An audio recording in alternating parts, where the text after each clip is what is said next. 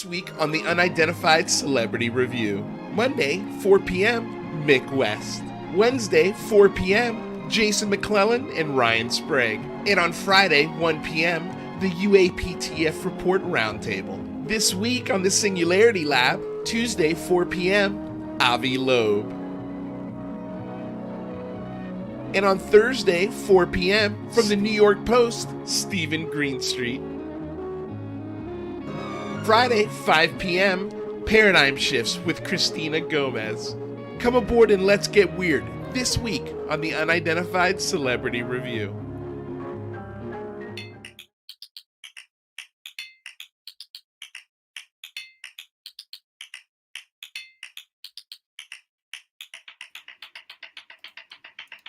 Hello and welcome.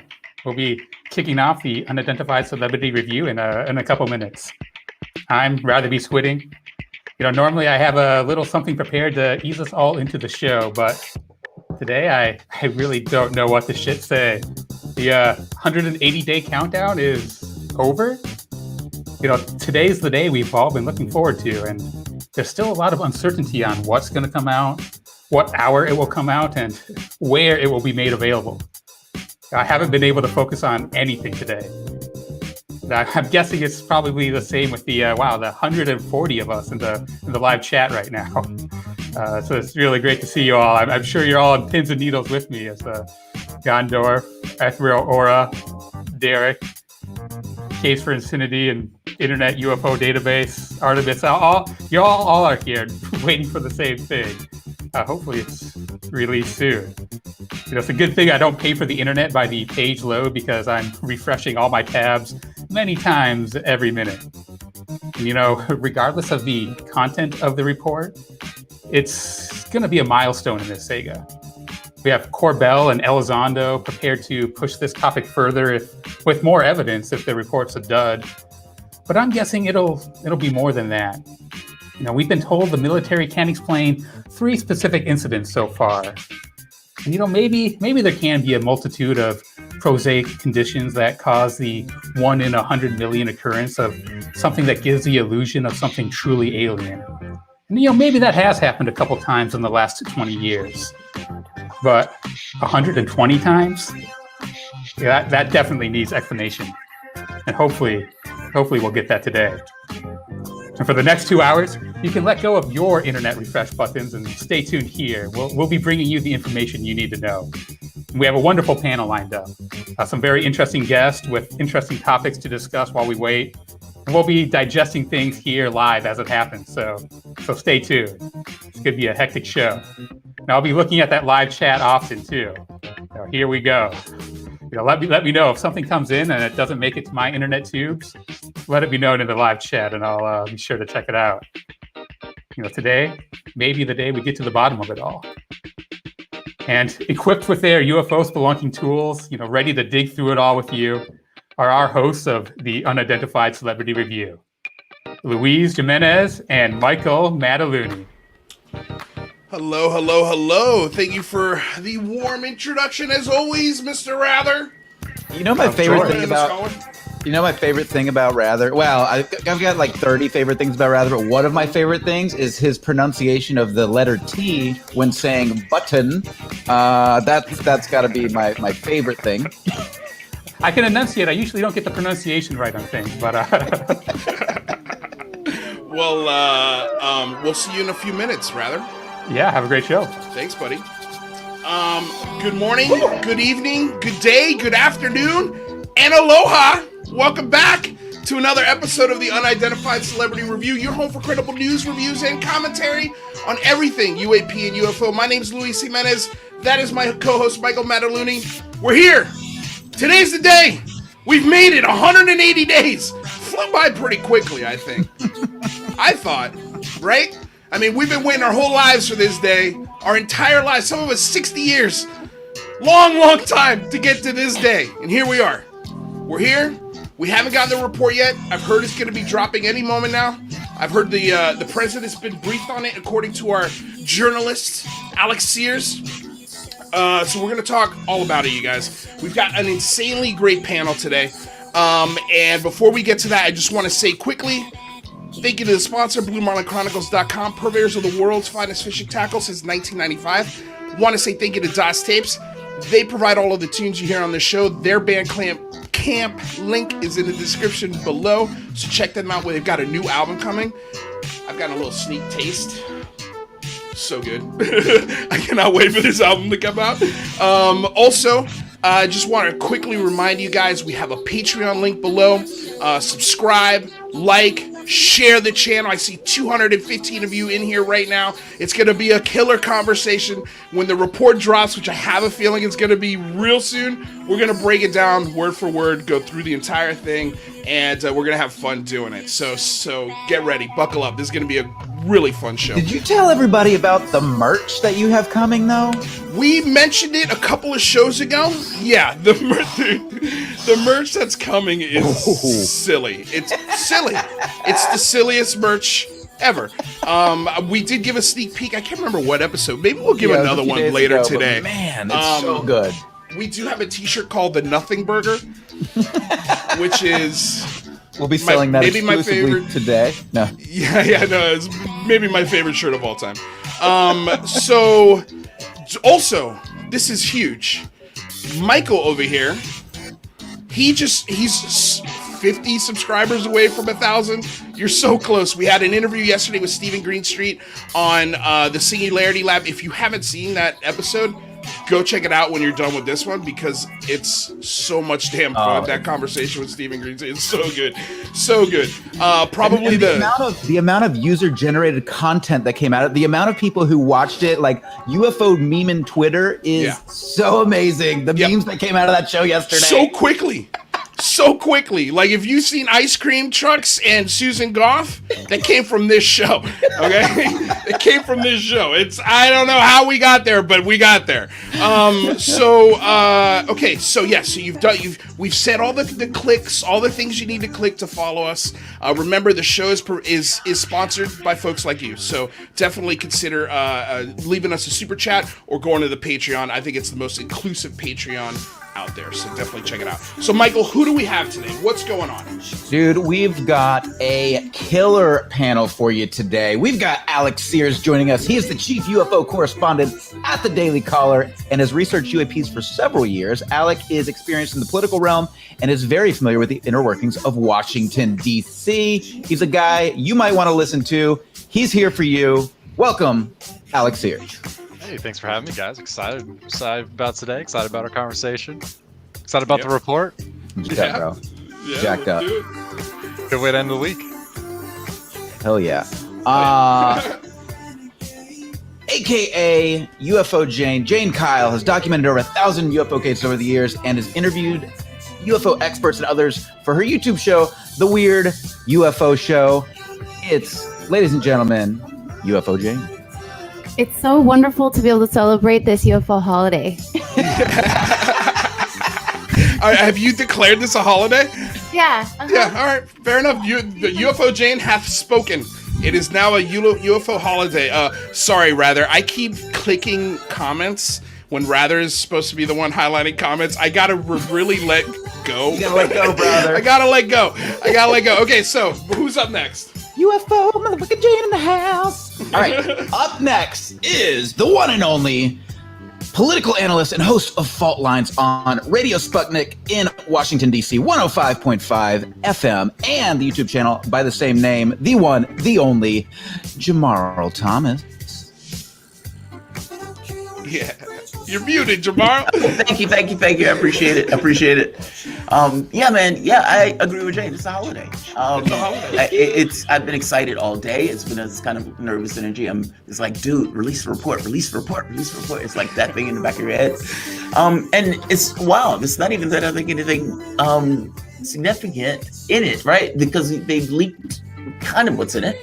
But it's the fact that the report is being released in and of itself that's pretty major.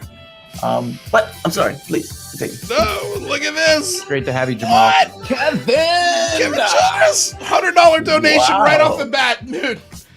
The support of this show is insane. People like Kevin Childers just support us all the time, man. Thank you so damn much. That means the absolute world to us. Thank you. Wow.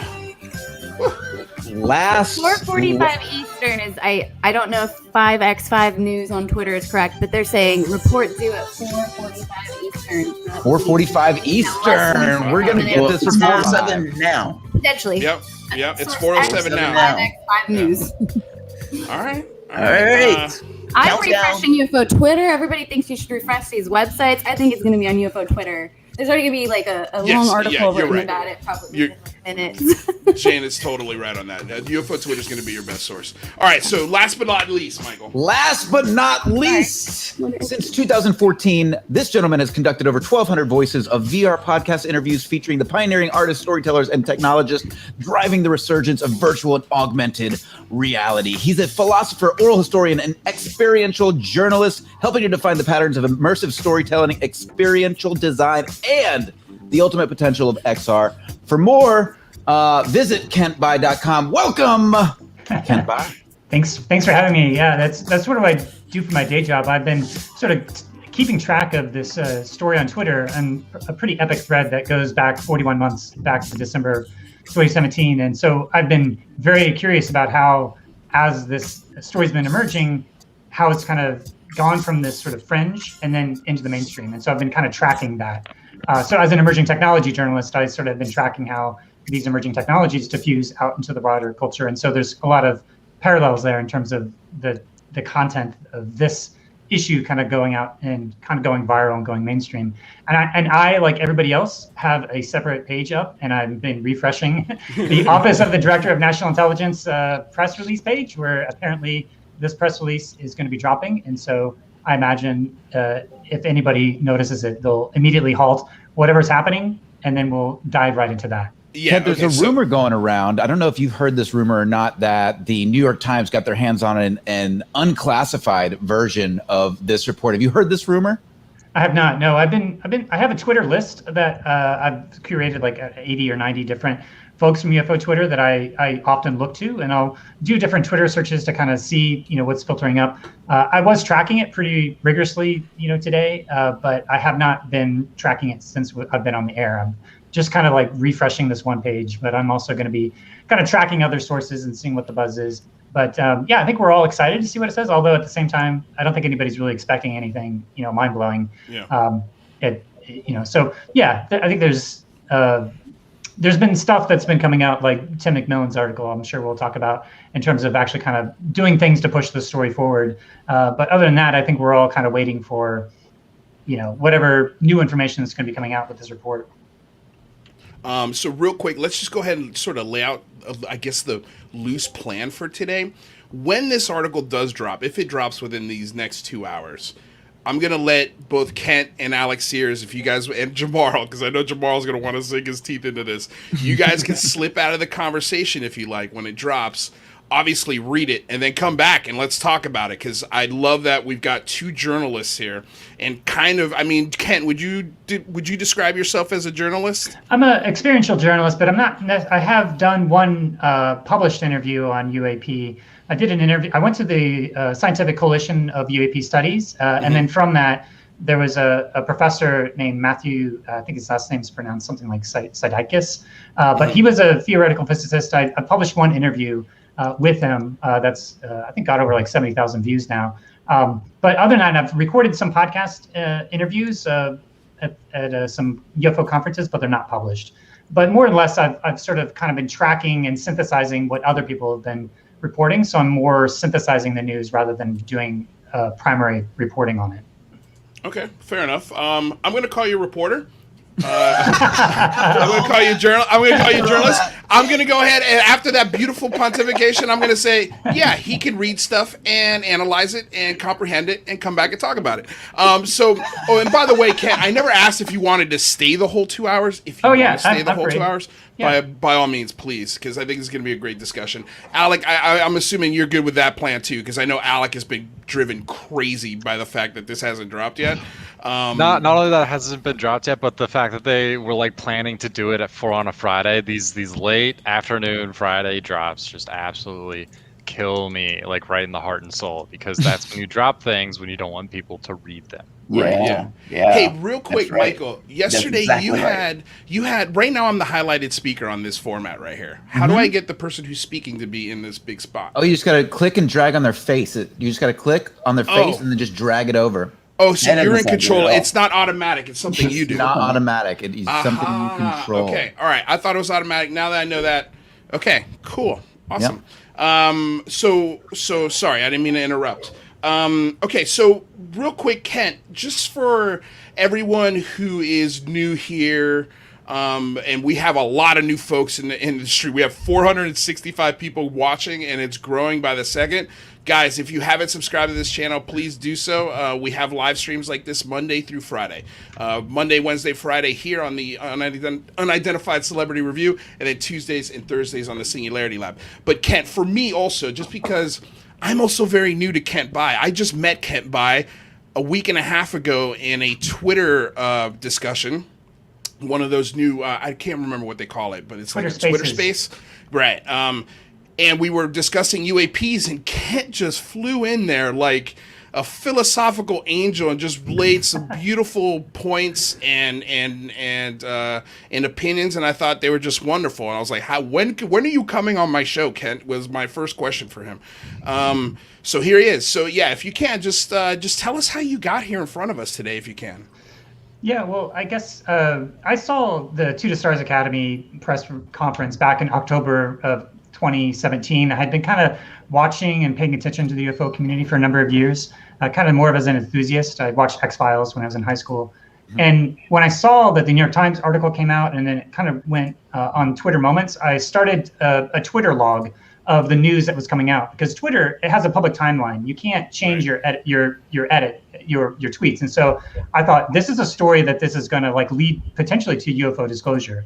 I would watch the original press conference, and then I saw this video from Grant Cameron, who is basically like, Tom DeLonge's the real deal. This is like a really big thing. And so I saw those back to back in October. And so when the actual article dropped, I was like, oh my God, this is like what no one really believed Tom DeLonge was actually doing it. And then all of a sudden it's sort of vetted by the New York Times. And I was like, oh my God, like this story that seemed so ridiculous seems like it's actually going to be happening. And so then it was just a matter of kind of keeping this epic Twitter thread that was just kind of logging things that have gone along. And I've been covering the virtual reality community now for over 7 years, and I've recorded over like 1,600 interviews, and I'm coming up and publishing episode 1,000 here within the next week or so. But in that, by talking to all these different people, I start to get into like the philosophical dimensions of the nature of reality, the nature of consciousness. I get to talk to all these cutting edge neuroscientists. And so what I've observed in the UFO community is kind of like a he said, she said battle between those who believe and those who are the skeptics. And it's almost like there's a pitched battle between the two. But philosophically, you actually need to have both of those sides collaborating in order to get knowledge.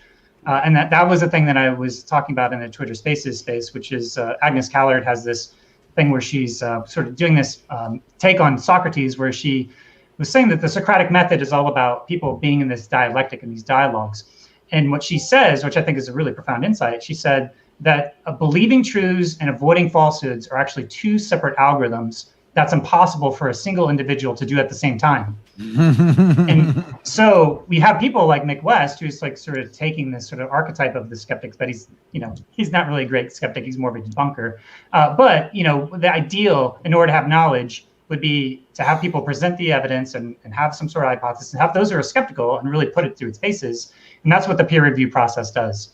And so I think what we're facing here is that the government's going to be coming forth and saying this is what the truth is, but we still what we need is access to the actual evidence to be able to sort of put it through the scientific process in some degree.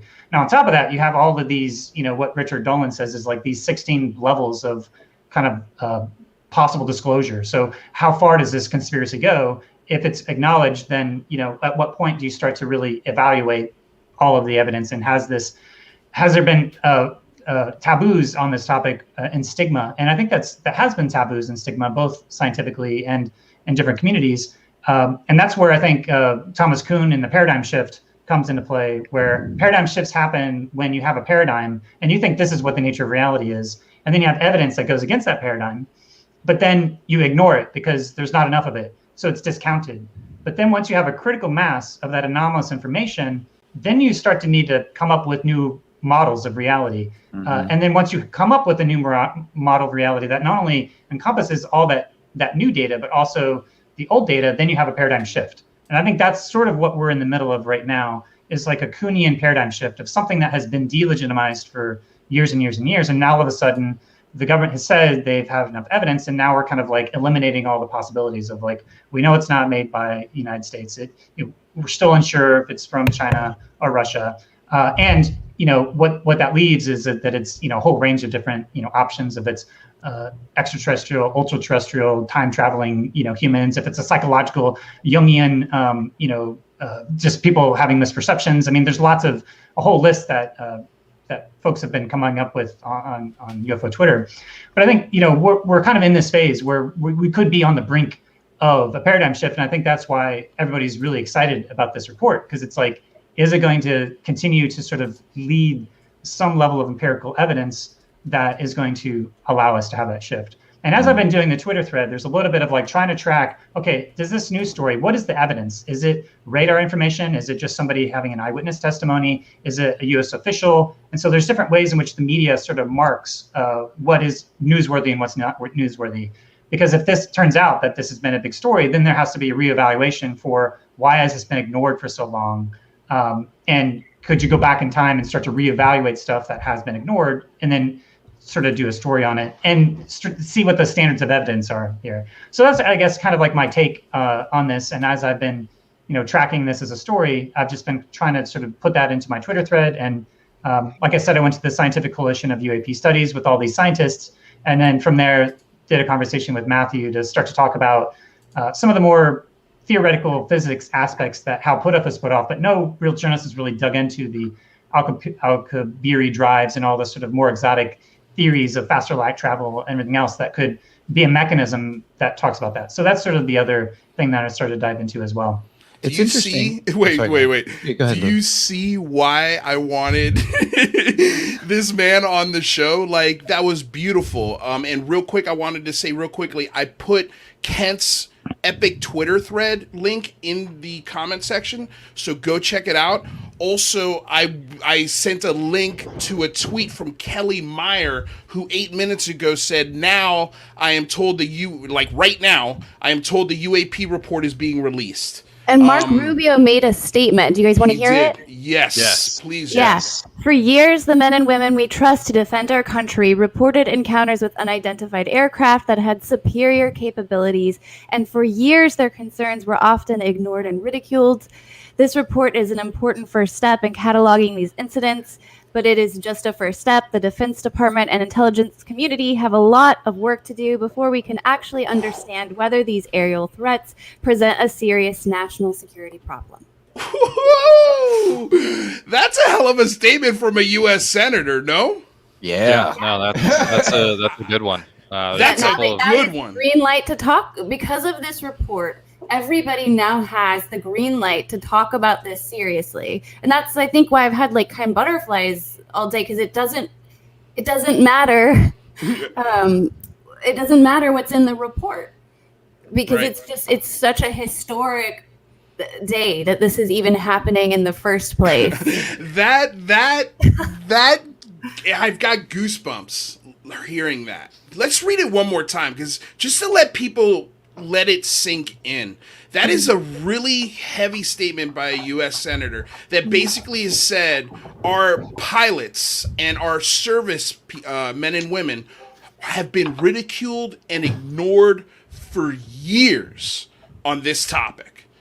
Can we read that one more time? Pulling that back up, rather. Yeah, that's a real strong indictment too. When it comes to crafting statements like this, for senators, so you're very careful, very intentional about the words you use. That's like, that's the equivalent of a law school like smack in the face. You know, when it comes to lawyer talk, that's what these statements are. That's throwing it back into the face of the military a little bit, which is bold of Senator Rubio. The other thing I wanted to mention about this statement is basically this is Marco saying we're going to have a hearing on this. Yeah, this is the first step, or we're doing more. Oh my goodness! Here we go. And Ramping guys, it up. listen to what Alec is saying. Okay, Alec is the head journalist of the UFO. How would you describe it? It's not. It's really your own department. You're the guy who's taking it up. Chief UFO correspondent.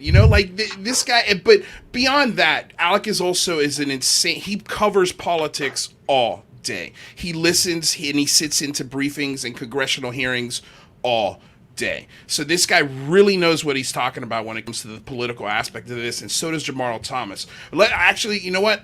Before you read it, Jane, Jane, read it one more time, and then I want to hear what Jamarl has to say, because I know he's going to say something awesome. Shoot, I lost it. Oh, there it is. There it is. You brought it up. So for years, the men and women we trust to defend our country reported encounters with unidentified aircraft that had superior capabilities, and for years their concerns were often ignored and ridiculed. This report is an important first step in cataloging these incidents, but it is just a first step. The Defense Department and intelligence community have a lot of work to do before we can actually understand whether these aerial threats present a serious national security concern. Jamarl? Are we going to be sure that this is a threat now? I don't think Marco Rubio would have ever talked about this outside the context of a threat. It was going through defense. It seemed to always be going through defense.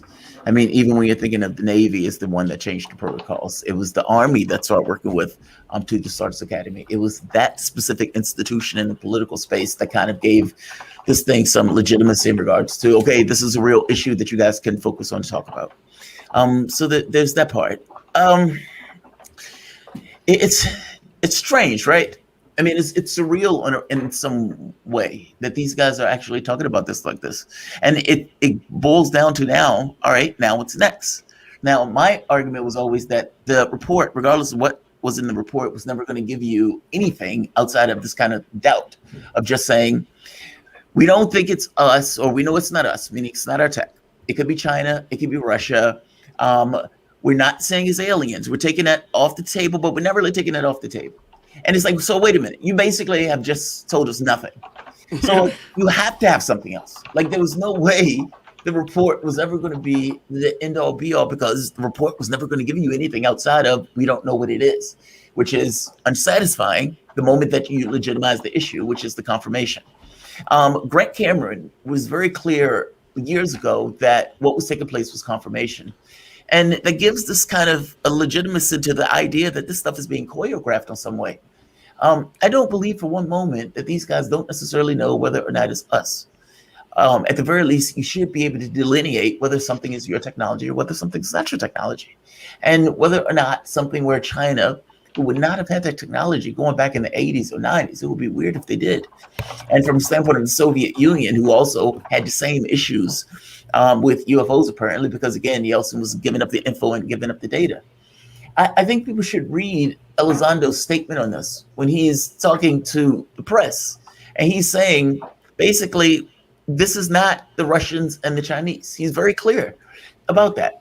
Now, people could say Elizondo is lying. That would be a weird thing for Elizondo to be doing in this particular situation. And you have a lot of people who are staking their reputations, political and otherwise, on this.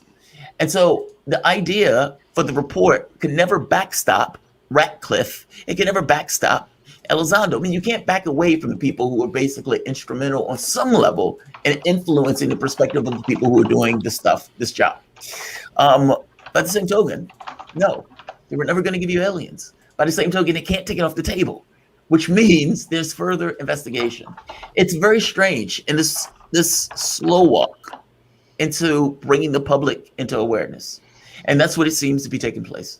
I would say this. I love Grant Cameron. Love the guy.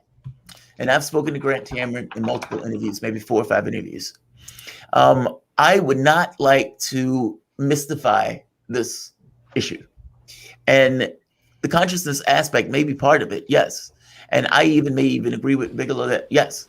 But from the standpoint of the way the public is engaging this, right now, the public is like, what's out there? And there's a bear there?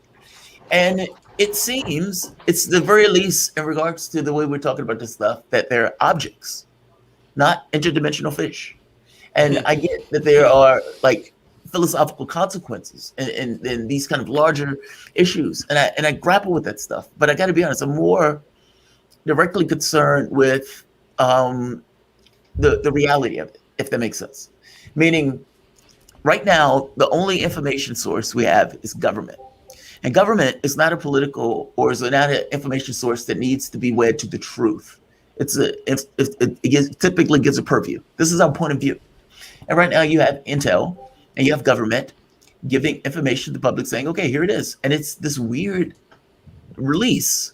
I mean, the Pentagon could have killed the story the moment that the videos were released by saying those things are fakes. They didn't do that. They let that story go. They put a knife in Elizondo, despite the fact that, like, it's just very strange in the way that they've been engaging this. I realized, though, that I was listening to Dan Sheehan, and I realized in regards to the fight over whether or not these guys should be believed, whether or not these guys are being honest, how far they're being in regards to their honesty, that the problem with this is there's no science.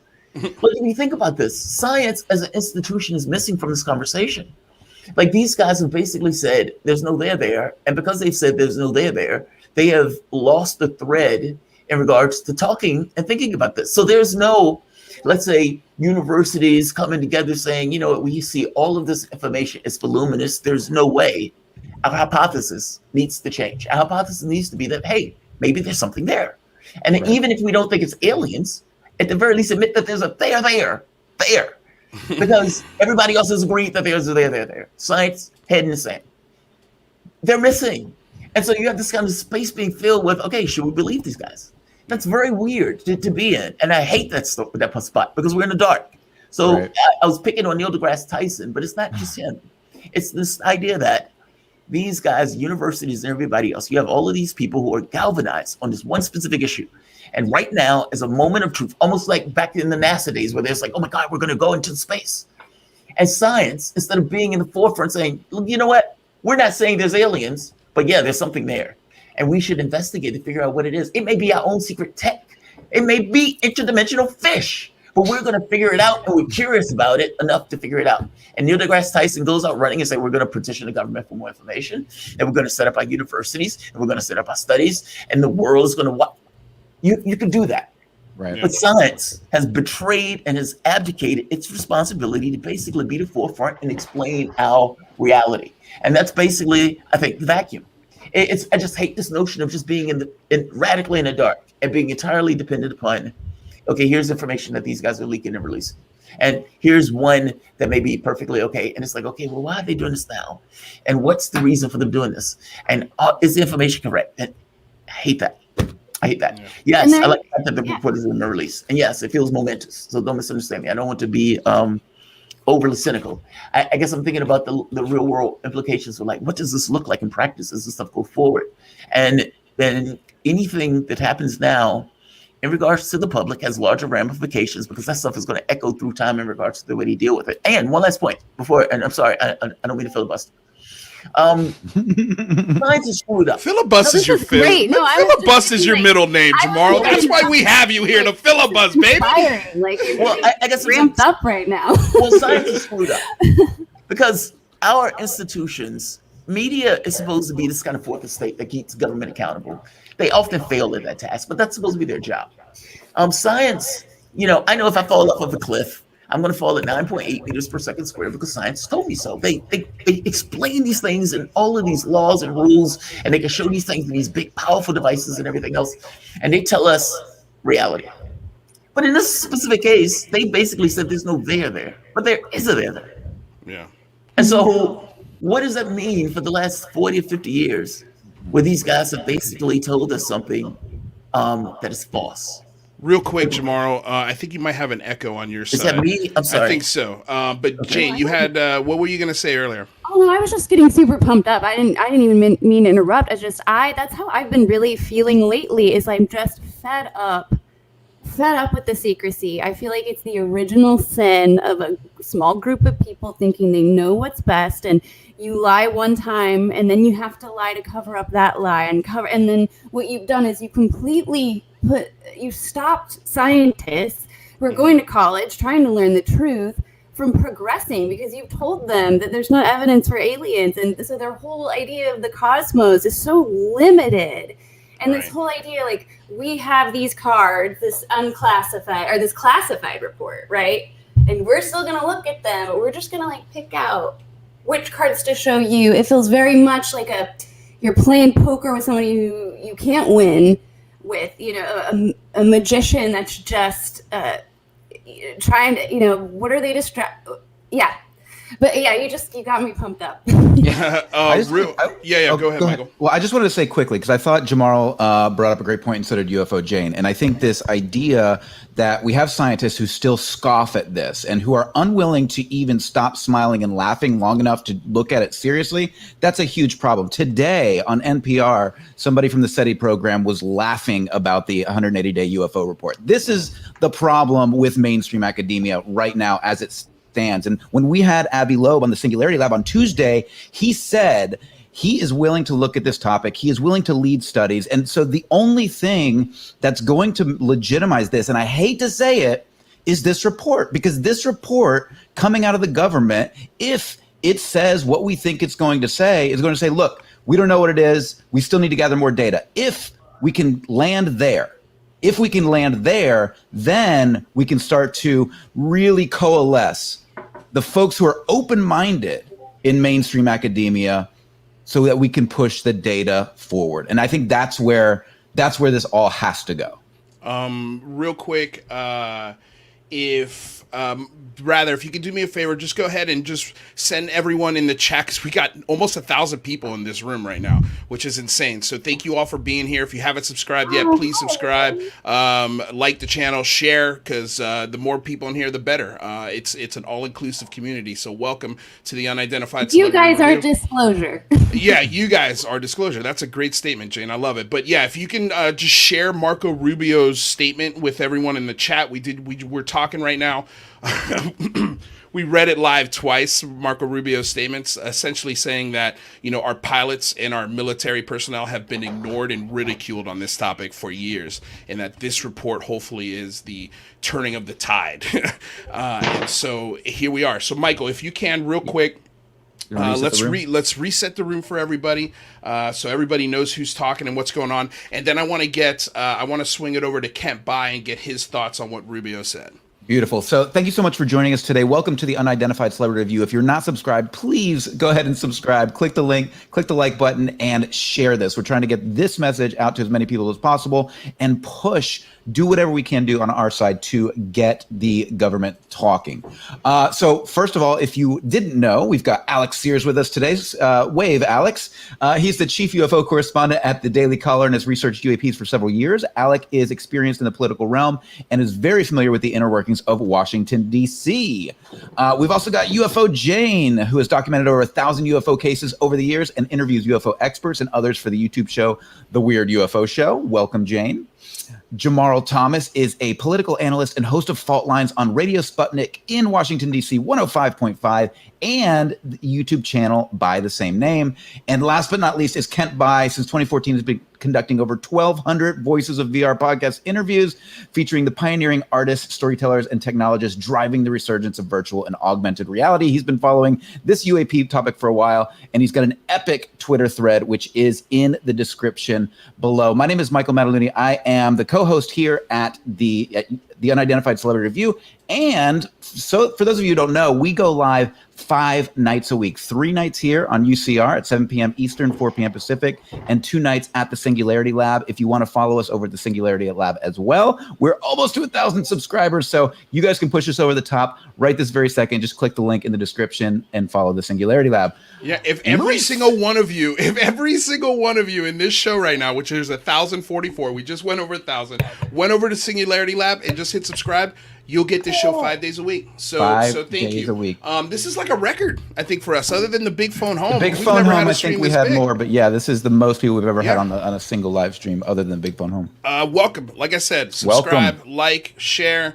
If you want to help support the show, because it is supported by people like you, by supporters like you. We very much are a public access channel. That's the way we treat it. That's the way we advertise it. So welcome. So let's go to Kent Bye. Kent, what did you think about Marco Rubio's statement on his website? Yeah, there's a number of points here. I think the thing that I was talking about, the paradigm and the paradigm shift, he's saying that people have been ignored and ridiculed. And I think that's when that's before you have the model drift, or you have anomalous information and it's rejected in the Kuhnian sort of paradigm shift model. And then once you have enough of that critical mass of that evidence, then you have the model drift, meaning that our existing models are not encompassing and explaining what we have. And I think that's what Rubio is saying, is that they're having encounters with unidentified aircraft that had superior capabilities.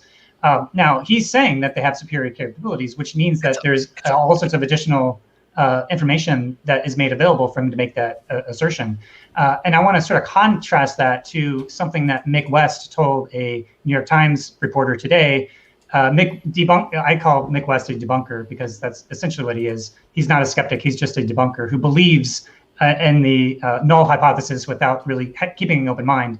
But anyway, Mick West says that there's mundane explanations that exist for all these UAP videos, which I think is categorically false. I think the problem with people like Mick West is that he has a lack of epistemic humility, meaning he is declaring that he knows that there's these explanations, that it's reached a certain level, when in reality, he's not a scientist, he's not a subject matter expert, and these explanations he's calling are actually unverified hypotheses that are coming from a single source reporting. He's only looking at these videos. He doesn't have all this other associated data.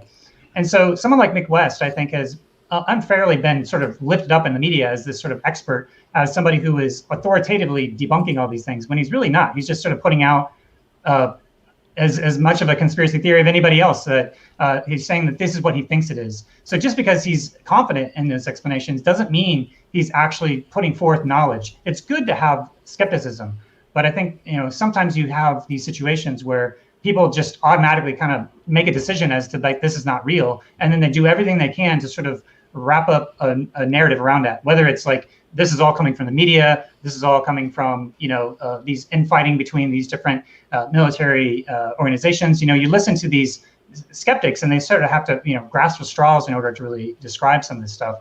So when someone like Marco Rubio is saying that, essentially these are encounters with unidentified aircraft that had superior capabilities, he's saying that they have additional information that hasn't yet been made available. I think one of the fair criticisms that you hear from the skeptical community is that none of this data are available for independent verification. So until there's an ability for the wider scientific community to maybe have access to this information that's protected by, the classified sources and methods that the capabilities of these radar have, there's a whole bunch of data that is privileged information that we don't have access to. And there's people like Eric Weinstein, who is probably would self-identify as a skeptic, and he's got tipped off by a number of people within his community, and he's also in touch with the theoretical physics community. And there is a lack of communication when it comes to some of the people that are leaning in a lot of these theoretical physics communities. So there's this disconnect, and this is what Hal Puthoff has talked about, how there's this like stovepiping of like any information that is there, it's sort of in these special access programs that are unacknowledged, they're waived. They're top secret, special compartmentalized information, and there's ways in which that they kind of split it up, and there's not everybody that does have the information available all talking to each other. So the secrecy, I think, runs deep. And Bill Sweetwater wrote an article in Jane's Defense Weekly that sort of unpacks the sort of secrecy structure that talks about these unacknowledged special access programs. And when you listen to people like Hal Puthoff and Eric Davis, they talk about how that a lot of this data that are available, even when they have access to it, it's still kind of stovepiped, and it doesn't have like this open collaboration for all this. And so I think what Rubio is saying is that, there's at least enough information that's being shown here. We don't have access to it yet, so we still don't know. Well, actually, maybe we do. We just got the report. It just dropped. Nice. It's 9 pages long.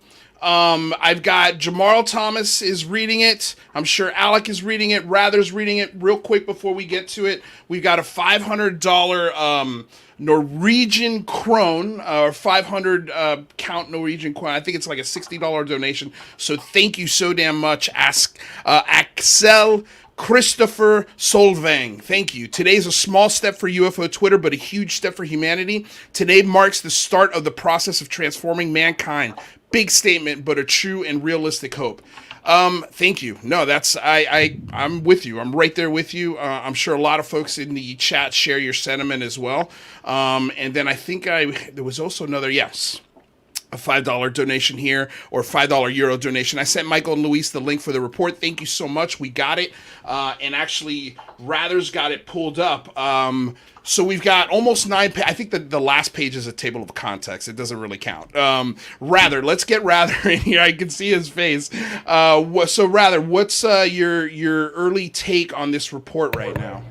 So it's an interesting report. So, the initial reports were talking about there's going to be 120 incidences. It looks like they studied 120. They kind of bucketed them into 5 different categories. Those categories are, let me see if I can find it right here. Unidentified. Well, I'll say that in a little bit. But there's 21 things that were categorized as in the other category, which were these actual kind of like Nimitz type things for unexplained events. Most of these happened in the last 2 years, the report said, when we had better reporting and better data collection mechanisms. Mm-hmm. So that's kind of where a lot of these focused. We don't get any information about the specific incidents, which is kind of disappointing. Like the whole videos and stuff that Jeremy Corbell released, it's unclear if those were actually bucketed into this other category or if they were maybe were in one of these other categories. Okay, Alec Sears, any early thoughts on what's going on here? I've one early thought on page 5 of the report. I think I'm on like 7 or so reading through it. Haven't gotten all the way through, but one thing jumped out at me. Can you blow that real up, brother? Big. So page 9, subheading is a handful of UAP appear to demonstrate advanced technology, and they reference 18 specific incidents where observers report unusual UAP movement patterns or flight characteristics. And the paragraph under that, when they're describing, they move against the wind, they maneuver abruptly or move at considerable speed, this sentence really jumped out at me. In a small number of cases, military aircraft systems processed radio frequency energy associated with UAP sightings. Interesting. Frequency energy. Not necessarily radio frequency itself, but radio frequency energy, which would be parallel or similar to radio frequency. But the fact that at least 18 incidents specifically of things that we can't explain. Right. Out of the 120, they said, or 200? Yes. It sounded like it was a subset of the 18 that displayed this RF signature, from my reading. It does say in a small number of cases. I don't necessarily know what that might mean. But I did think I believe that would be some new information. And then that kind of jumped out at me as maybe a way to like a tag, something has like a friend or foe tag that. You could even read a more exciting possibility into that sentence, and maybe that's what they're using as propulsion. That would kind of fall in line with the whole, Alcubierre drive type theories. An RF signature, you think? Well, I mean, RF signature is, electromagnetic waves, right? So if it's generating its own, RF, electromagnetic waves, it's, manipulating the, something. There's not enough information, obviously, for us to, tell one way or the other, but I think that is a very interesting line as well. Well, could it also just be that, and I don't want to piss on this parade, but could it also just be that that's how that's communicating with whatever it's sending a signal back to? Exactly. Yeah, that would be the most prosaic. That'd probably be mixed West answer, is that it's just a remote control. But if it was something as simple as that, you would think that they'd be able to tell us that, maybe. Someone was asking in the chat real quick, is there any new video or pictures? And the answer to that is no. That's obviously in the classified. They must have classified every single specific case. There's no specific cases. They say there were 11 incidents where there were near misses with UAP and pilots, but we don't have any details about any of them. I think this is really interesting. So, although this is a quote from it, there was a wide variability in the reports, and the data set is currently too limited to blah, blah, blah, blah, blah, blah, blah. But this is to the patterns of UAPs. There was some clustering of UAP observations regarding shape, size, and particularly propulsion. UAP sightings also tended to cluster around U.S. training and testing grounds, but we assess that this may be result from a collection bias, right, if you're looking for them. But they're definitely saying that these are other category. So just like what Jamar was saying, we're now accepting that there's another there. Right, there's another there, as he likes to say. Man, I wanted a photo. I wanted a video, though. I thought we'd get... No, I mean, I knew we wouldn't get that. I mean, Lou Elizondo set that expectation from the start. And what are you gonna say, Mike? I was just gonna say, can you pull the report back up? Because I wanted to go back to page 2, I believe, or no, sorry, page 3. It's very interesting how they've classified these. And if you just go to, let's see, in a limited number of cases, no, sorry, my apologies. Maybe it was on page 2. They said they bucketed them into 5 different possibilities, and I've now lost the freaking. Here we go. Can you find where the 5 are? Yep, I got it pulled up on the screen here. Yeah, can you read that? Yeah, so there's airborne clutter, natural atmospheric phenomena, Oh yeah, I got it. USG or industry developmental programs, foreign adversarial systems, or other. Let's which go is through the other. interesting one. Yeah, although most of the UAP described in our data set probably remain unidentified due to limited data or challenges to collecting processes or analysis, we may require additional scientific knowledge to successfully collect on, analyze, and characterize some of them.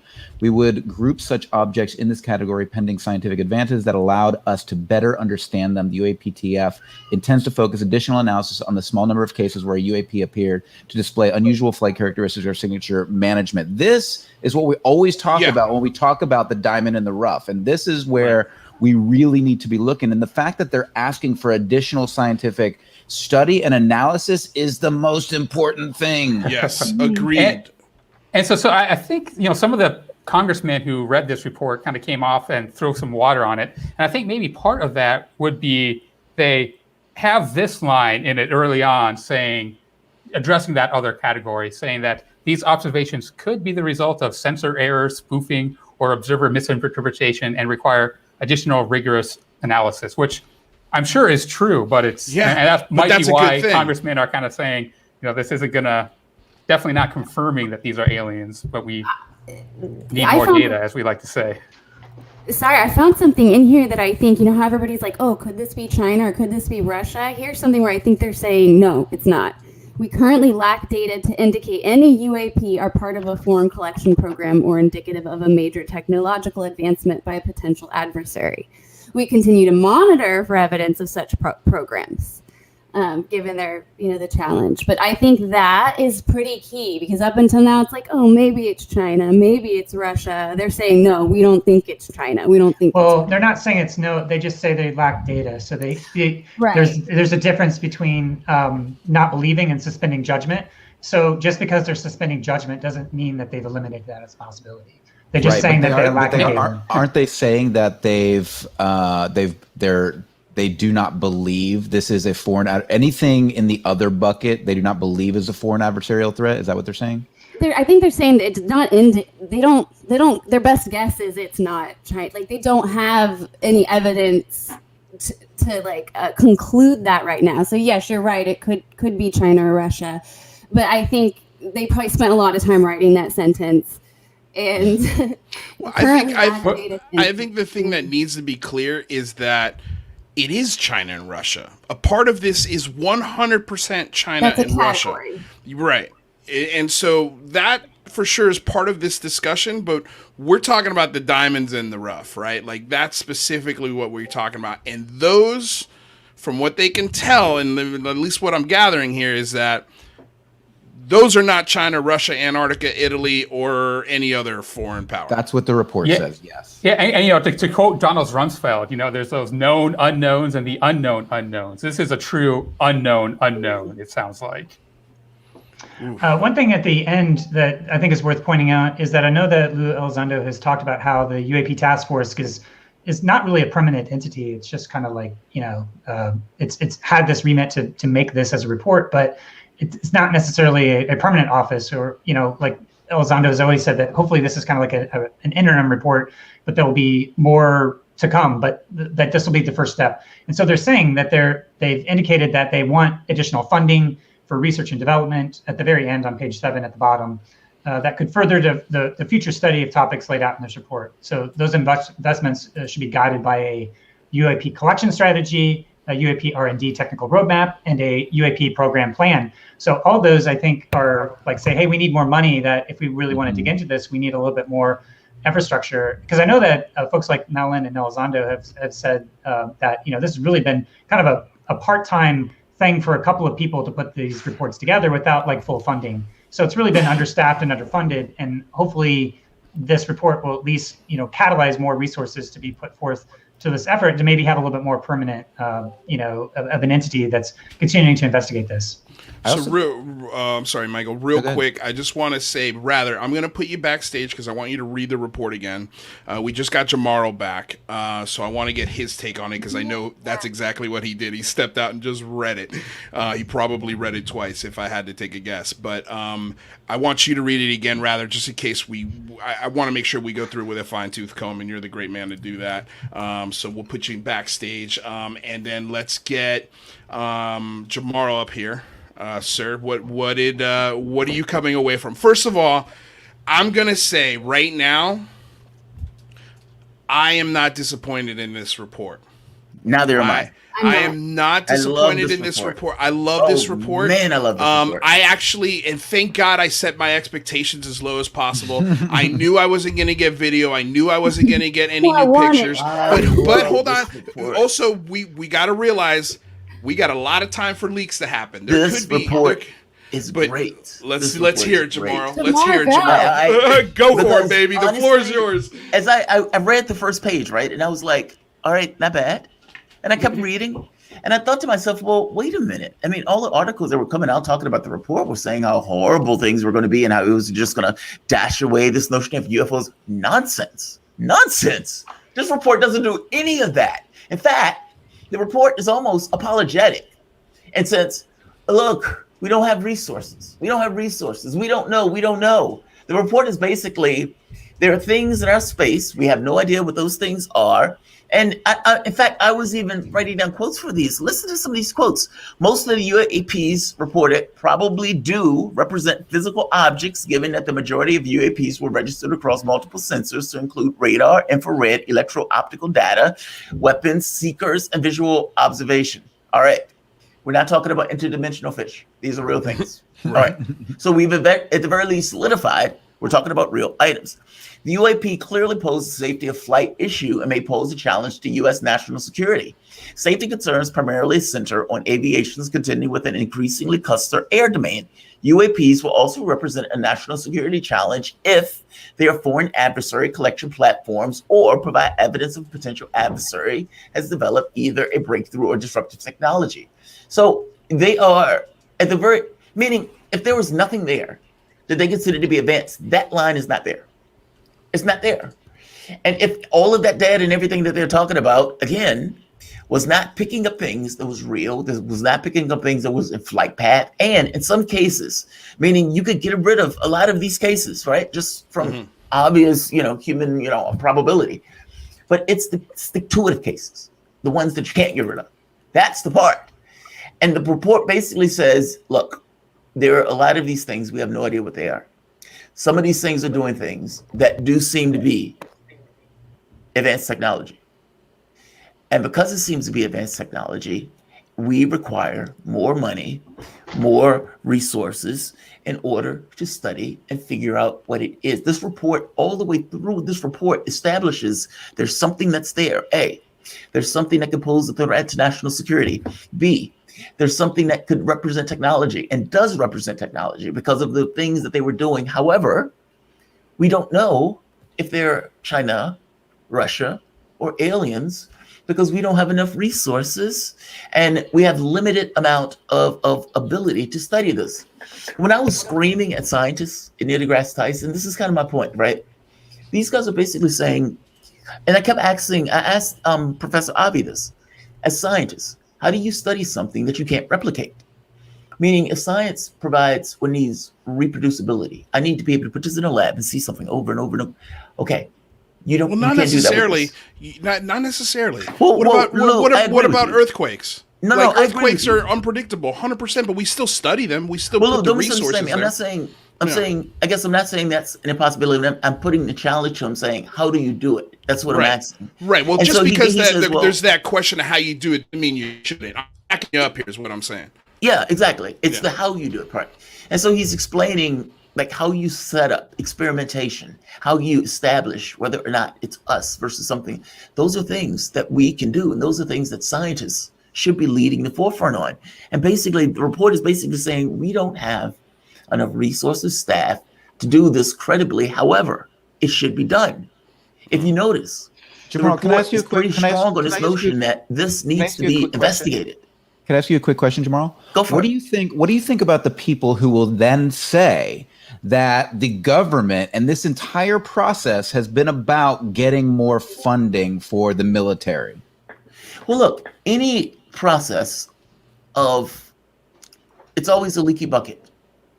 Meaning whatever the original intent and everything else is behind it, the information is coming out. And whatever it was going to be from the standpoint of releasing information about UFOs, especially if it was coming out of the government, that was always going to be a part of it. Oh man, how do you extricate yourself from this information without this notion of, hey, there's something in our skies, there's a national security issue. National security tends to be connected with money. Okay, we're going to need resources in order to deal with the thing that's in our skies. Right? Even in the report, what is the report saying? We need more resources to study this very specific issue because, of course, you do need more resources to study the issue. I'm saying those two things are secondary to whether or not you want the information to come out, whether the information is correct or not. You're never going to get a clean win. You're never going to get a clean win. At least that's my framing of it. I would think, Jamarl, just to answer that question, Michael, it's preposterous. It's how much could you possibly get out of a report like this? Like how much? What kind of budget are you going to get from a report like this? Like, well, I think like end result. I think they're saying end result. No, I see what you're saying, but what I mean is like it's the military just got its largest military approval for the budget. It's been the largest budget increase in the U.S. history. And that just happened. So they don't need to make this report to get a budget. I think if they're asking for a budget, it's something in the same realm or range of the ATIP. Like, hey, let's do ATIP, but maybe quadruple the budget, which would still be under $100 million. I mean, that's nothing. It's I agree nothing. It's nothing. Like this is something else. And I don't know what this something else is.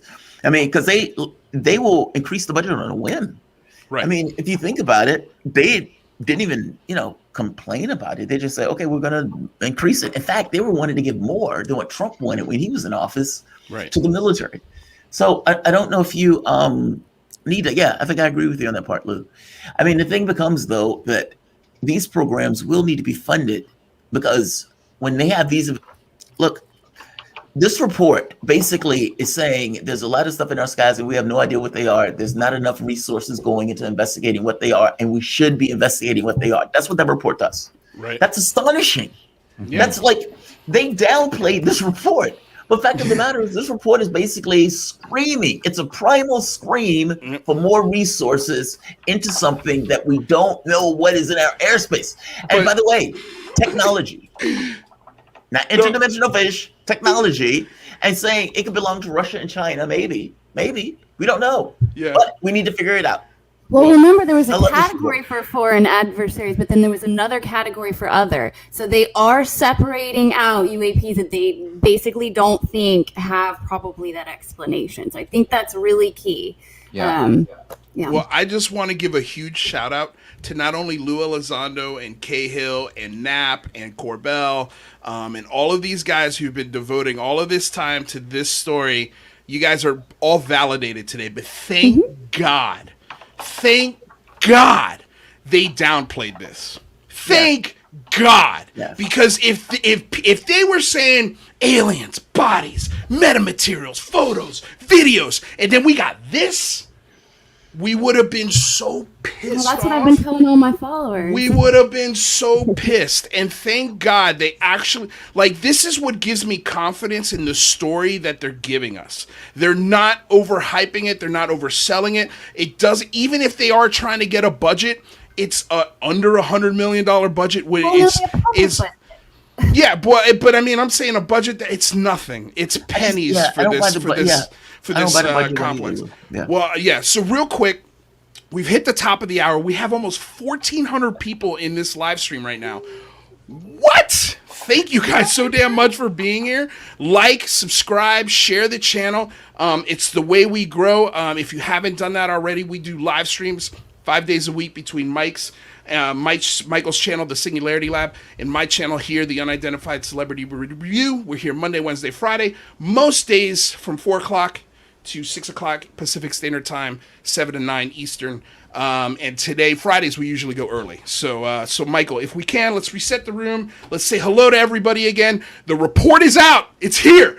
It's awesome. We're talking about it. Get hyped, baby, because the conversation is changing starting today.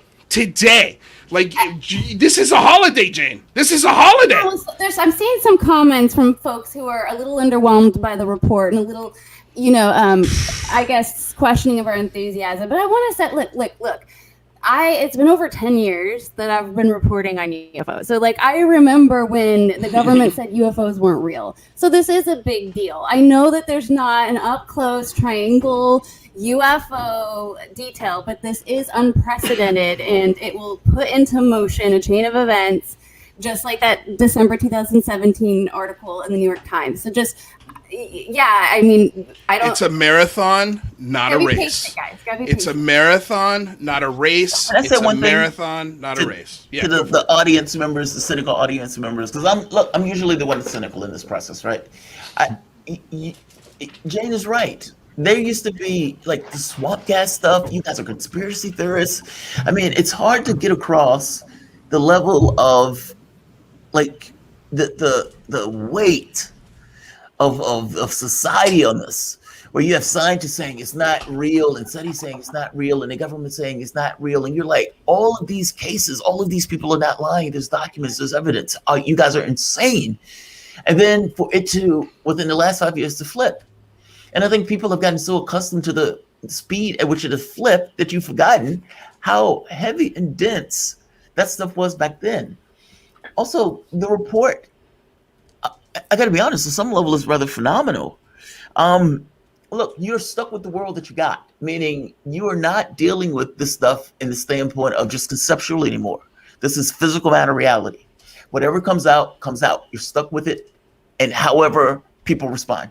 Meaning, if you're the government and your job is, how do we introduce the public to an issue that we've ridiculed for 40, 50 years, and that the public right now may be okay with, what does it look like when you internalize it? Right. What does it look like when science says, okay, maybe this is real? And they start thinking of different ways of the organization of the world. Is there a United States if science and engineering comes up with technology that can get you from Tokyo to California in 3 minutes? What does it look like if it does say, hey, maybe there is something else out there? Are there individual states in the context of the way that we propagate ourselves? I think we need to reconcile that our world on some level will fundamentally change if indeed we get what we want. And on the other side of that, who the hell knows? Now the catch is, you talk to Stephen Bassett would be like, you got to hit that anyway. And I agree with Stephen Bassett that you got to hit that anyway. That doesn't make it easy, nor does it make it a gentle process of dancing between the raindrops of trying to ushering that stuff through. So you're never going to get they're aliens screamed within a report. Right. What you are going to get is we need further investigation. And that's now, if you remember, right now, back to the other report, the blue book was this doesn't exist as all swamp gas. That's what not this report is not that. That's momentous. Accept it for what it is on some level. And maybe I'm so cynical that I think like, wow, this is triumphant. But I'll accept that. But I do think what I just said was true.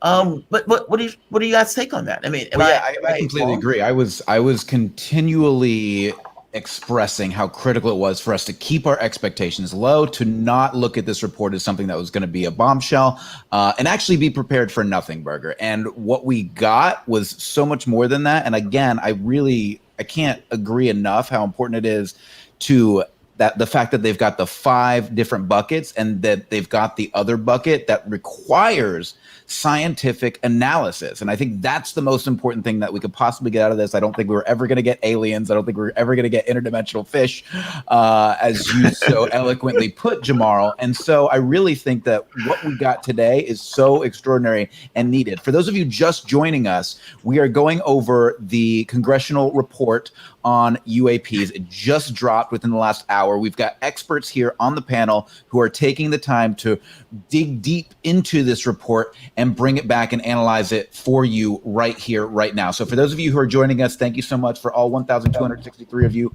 We really appreciate it. For those of you who didn't know, this channel, UCR, goes live 3 days a week.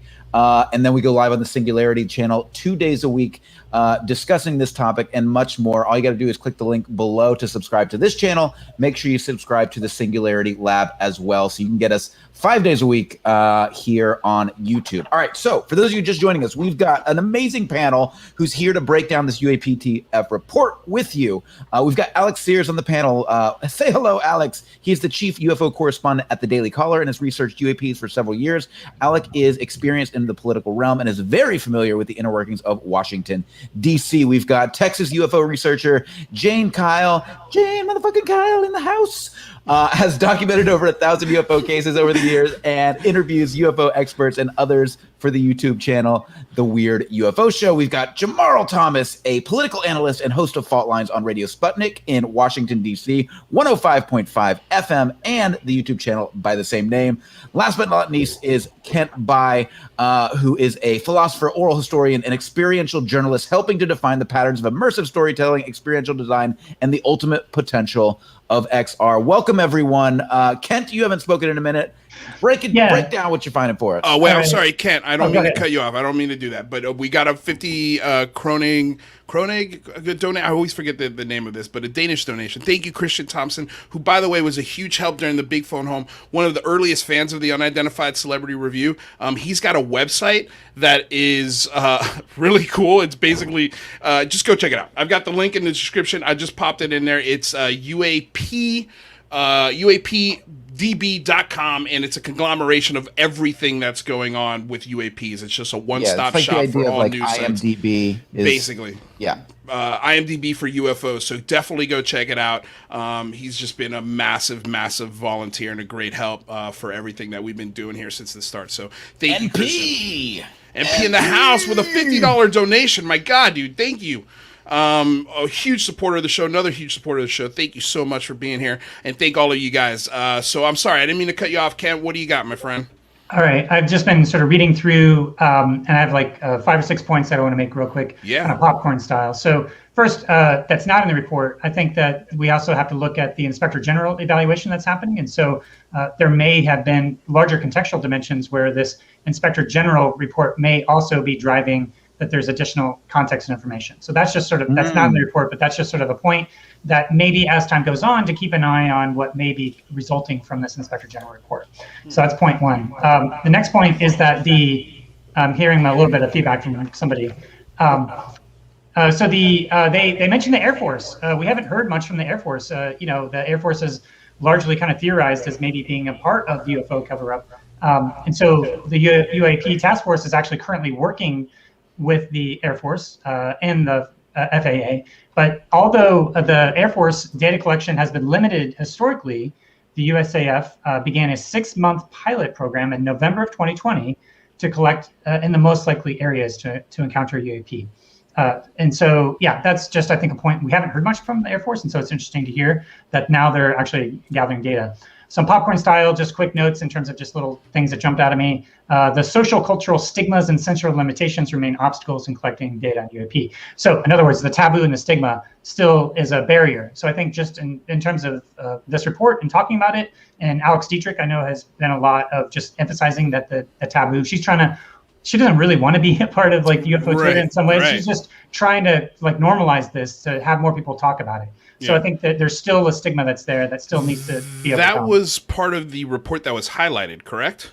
Yeah, the social cultural stigmas and sensory limitations remain obstacles. Yeah. Yeah, and that's something. And that's again, we need to emphasize that. Like, I think that's a big part of this report is helping to destigmatize and detaboo this topic, so that way our men and women, service women, can report things no matter what they look like, no matter how weird they are, and there's a safe space for them to do that where they don't get stigmatized, made fun of, or demoted in worst case scenarios. But yeah, go ahead, Kent.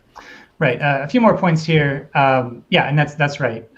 So in a small number of cases, the military aircraft systems processed radio frequency energy associated with UAP sightings. So we mentioned that earlier, but I just want to point out but that's one of two things. Either it's sort of stealth and it's sort of reflecting it off, or it's like literally absorbing the energy. That's what I'm assuming what that means.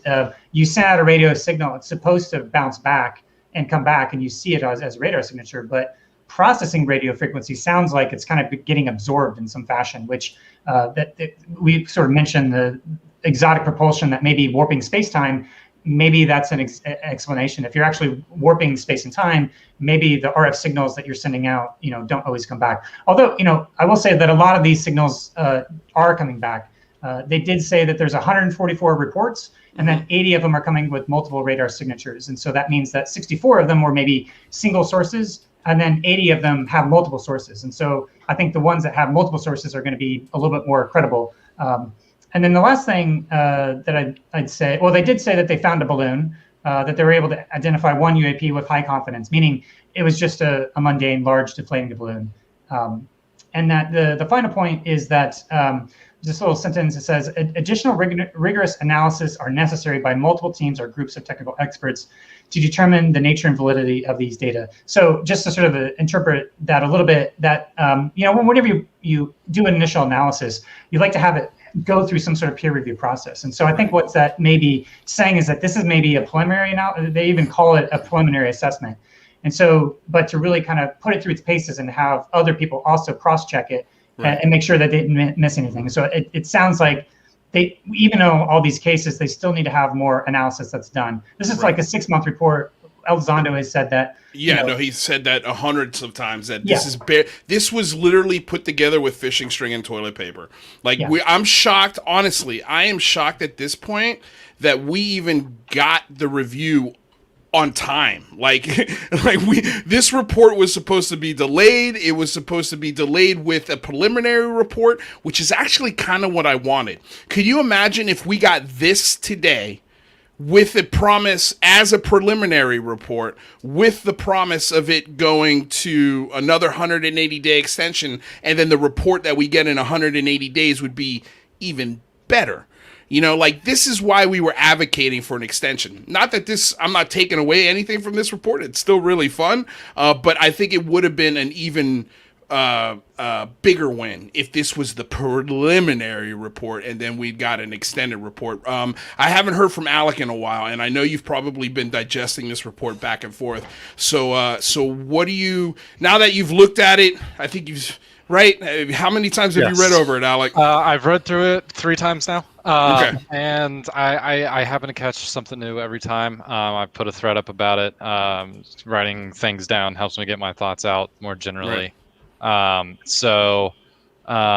Just to kind of give my broad general overview, I agree with most everyone's points, was that we were underwhelmed about this coming into it, because expectations, for most people were low.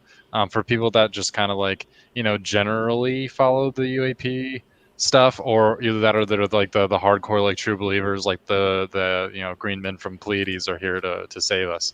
They're going to be disappointed by this because it is, I mean, it's what we expected. It was 6 months. If it was 6 months, this is pretty good. It's pretty good. I think it's pretty good for 6 months, and considering, like, again, the expectations that were being set were like some of these guys haven't even heard of the report. That's what I was hearing about a month out, that it hasn't even crossed some desks yet in in different departments. There is a portion of the report that lists every department and governmental institution that had a hand in creating this. And I mean, it's DIA, FBI, NSA, Air Force. I did find it interesting in that it's on the scope and assumptions on page 2. At the very kind of tucked into the middle there is DARPA. So DARPA was consulted on this report, and DARPA came up and said, yeah, we don't have anything for this. I think the single biggest takeaway is out of 144 incidents, they could only disprove one singular incident, and 80 of those incidents had multiple witnesses and sensor data. So I think that is a big admission. That's a big takeaway.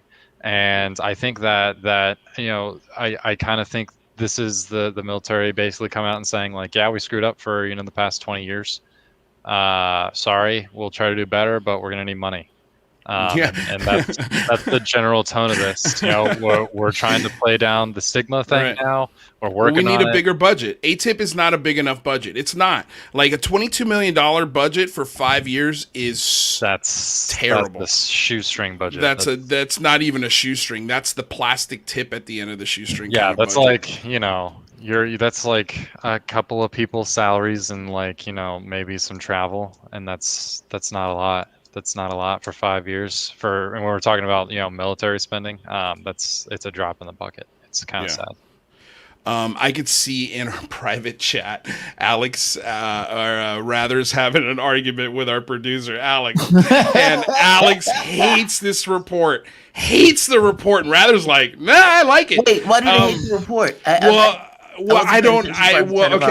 So he no, that's fine. I saw you talking. One of the things he wrote, potential national security challenges. We currently lack data to indicate any UAP are part of the foreign collection program or indicative of a major technological advancement by potential adversary. We continue to monitor for evidence of such programs given the counterintelligence challenge they would pose, particularly at some UAP have been detected near military facilities or by aircraft carriers, the USG most advanced sensor system. So he's just pissed that we didn't get any data.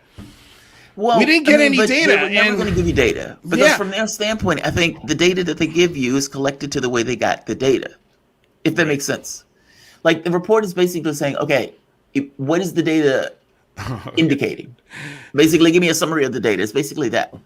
And look, I'm not saying it's great. Oh, I'm sorry. I didn't mean to overstep. No. You didn't overstep. I'm laughing because for the first time ever, our producer wants to come on the show and give his, which is like, he never wants to put. He never wants to put his face on camera. No, he's setting up the camera. This report was great. So if your producer wants to come on and have this conversation, let's the producer have to come on have the conversation. We need a naysayer. We definitely need a naysayer because I think there's part of the audience that's not happy with the report. But I'm gonna say, and let's add him here to the stream. I'm gonna say just real quick. I think if you're mad at this report, your expectations were too high. Yes, agreed. So Alex, executive producer who's muted, you're muted. There you go. All right, what do you got? I just think it's horrible, and I'll tell you this because I think what you guys are missing within the report is that they dropped the ball for 20 years, and then this report they're admitting it. It's like basically what they're saying is, these things have been flying around military facilities. They were flying around our restricted airspace. They've been flying around all around the country, and we haven't done anything about it. And we didn't report it to Congress. We didn't report it publicly. So basically, we've been at the will of whatever this is, this phenomenon, for 20 years. I think that is the central, for me, the central issue behind this is that the DOD is basically admitting that they dropped the ball. And I think Jamal's right in saying this is apologetic for that precise reason. Let me ask you this. What was your expectation from this report? Because all I ever thought was this is going to destigmatize, potentially open Pandora's box. This was going to give us the ability to get the ball moving and start to actually collect data. What was your expectation from the report? Well, my expectation, it wasn't necessarily that fantastical. I didn't think it was going to be all that revealing. I think they were going to keep the majority of it behind the veil of confidentiality. That's to me, it's clear. But what I'm saying, I think I was really mad at in the chat is that nobody's picking up on the fact that the DOD basically put its head, or basically put its head on the chopping block. Well, let me give you a rebuttal. All these people have been putting us all in danger, right? And not telling us what this is, according to this threat narrative, by the way. Just to point that out. Well, real quick, I got a rebuttal for you, and this was an article that came out today in the debrief, and I think it's going to give you a really good picture as to why they've done nothing for 20 years and why they dropped the ball on this. So check this out. So today we had Ray, was it Ray, right? Ray Mabus, former Secretary of the Navy for 8 years, okay?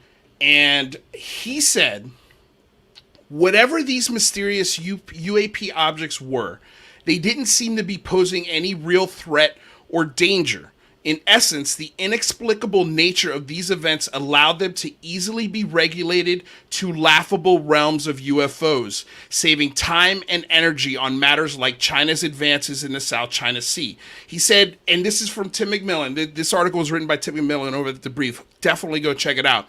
But he also said, we had Syria launching chemical weapons against its own people. We had the Horn of Africa absolutely on fire with Yemen and the civil war proxy. You had war with Iranian and the Saudis. Oh, and by the way, no shit, we were on, this is a quote, no shit, we were on the brink of nuclear war with North Korea. A former senior official in the Secretary of Defense office told me, explaining everything that is going on at this time, that they received several briefings related to UAP. He said, quote, I know that's a sad story.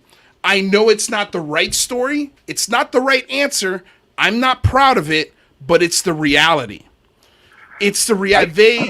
They are inundated with people dying. Natural, like people are actually dying. And just real quick, let me also add that they also described the movements of these objects to be, and I can't find it right now, but basically saying they were absolutely no threat. In some cases, it even looked like they were playful with us. Like, so to devote all of this energy, time, it wasn't part of their mission, it wasn't part of the plan, and from a foreign policy aspect, it just didn't work. It's also so big. Think how big it is. And by the way, Alex, I agree with your point. You're right. They dropped the ball in a radical fashion. Right? I mean, these guys are supposed to be protecting this country, and you have something that is invading military installations, doing things, and they just looked at it and say, okay, that is so big that we can't even frame that. So let's just not deal with that. It became that. And so they just, but I would just make the point to you that what you want comes after, not first. What's primary, I would make the point is it a thing? Is it a there? I was just talking to my co-host, because Shane is one of those people who's like, yeah, man, I don't know what it is, man. Maybe, it's interesting, it's weird. And he read the report and he was like, okay, that report is wild. Because that report basically says there's a thing there. And I was making a point to him, yes, it legitimizes and says this is a physical thing. This is real. Not just a physical thing, that this stuff is national security, whether we want to accept the framing of it or not. It's a national security thing, meaning it's something that requires our attention, our immediate attention. We need to require money and resources and studying to figure out what this is. And further, Jamarl, wait. I guess I'm making the point that that's first. After the fact, it's how did you fail us so miserably? And we're going to get to this $10 chat donation question in a second after Alex's point here. Yeah, just let me say that part is even a bigger ball of bullshit, by the way. I'm sorry for using that, but the the narrative in the report saying that they need more money and resources, we already give them billions and billions of dollars a year for them to defend this country, and they're asking for more money. This is the worst part of it, I think. I'm just talking about specifically not for the defense of the world or the country. I'm talking about for the specific project. That's all I mean. But the report doesn't say we need more money and resources to dedicate to this. What they're saying is we need more money, right? We need more money to study this. But by the way, they have money that they use for black ops all the time that we don't know what they do with. So again, why are they asking publicly? Why are they asking Congress publicly that they need more money and resources? They already have tons of money and resources. No, we don't know Alex, I agree with you. Look, personally, if I'm being honest, I think all of this is being choreographed, personally. Right. I think all of this is being shepherded in a particular way to try to get the public and everything managed. Well, hold on a second. Wait, one second, real quick, Alex. Spend more money on paper and office supplies at the Pentagon than they would probably spend on the ATIP program. I'm right, but here's the thing. Them asking for more money I don't think them asking for more money. The money's there. We all know that. Correct. I think this is more, can we please study this? Yes, thank you. That's what this is. Can we please look at this? Because we don't need the money. The money's there, dude. We need somebody to say, okay, here's an allocated set of funds. Here's your team. Here's your resources. Here are your instruments. And by the way, you need to report to us publicly. This needs to be an open, transparent thing, but they need permission. That's what I took from that. I gotta go with. Think that. Oh, sorry. Go ahead, Alec. I kind of want to agree with Lou here, just specifically on the funding thing, because yes, we do give the military billions of dollars to operate already existing programs and military ventures. It takes congressional approval and sometimes executive approval to start an entirely new department.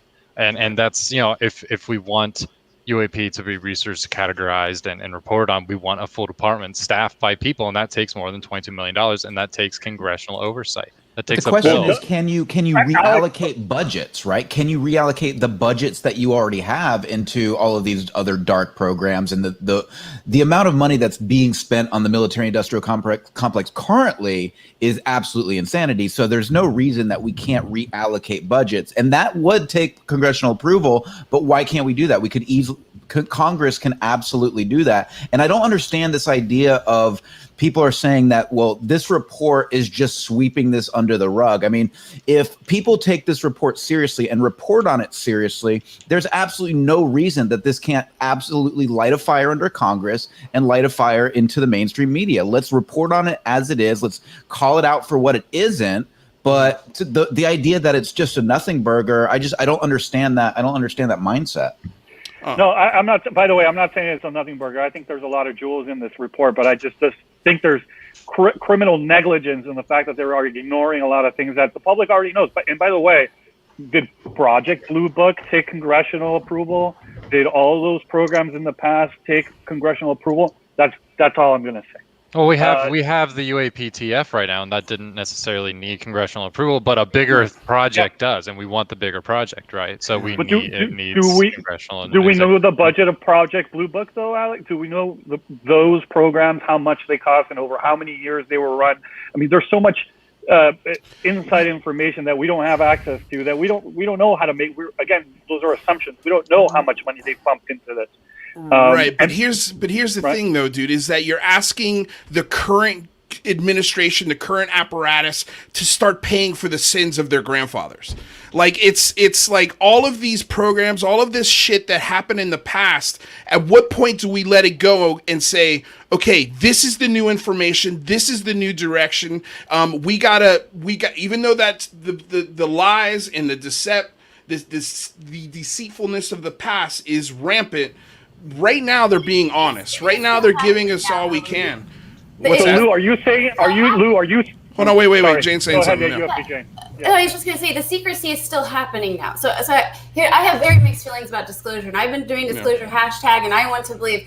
But the reason why, and I'm sorry, I keep getting up. I'm in a different space, and I know I've been yelling in the mic. I'm sorry, everybody. I talk loud anyways. I have mixed feelings because the reason why I wanted to be part of the disclosure movement, so many years ago, is because I knew it was going to happen regardless, and the disclosure is going to be what we make of it.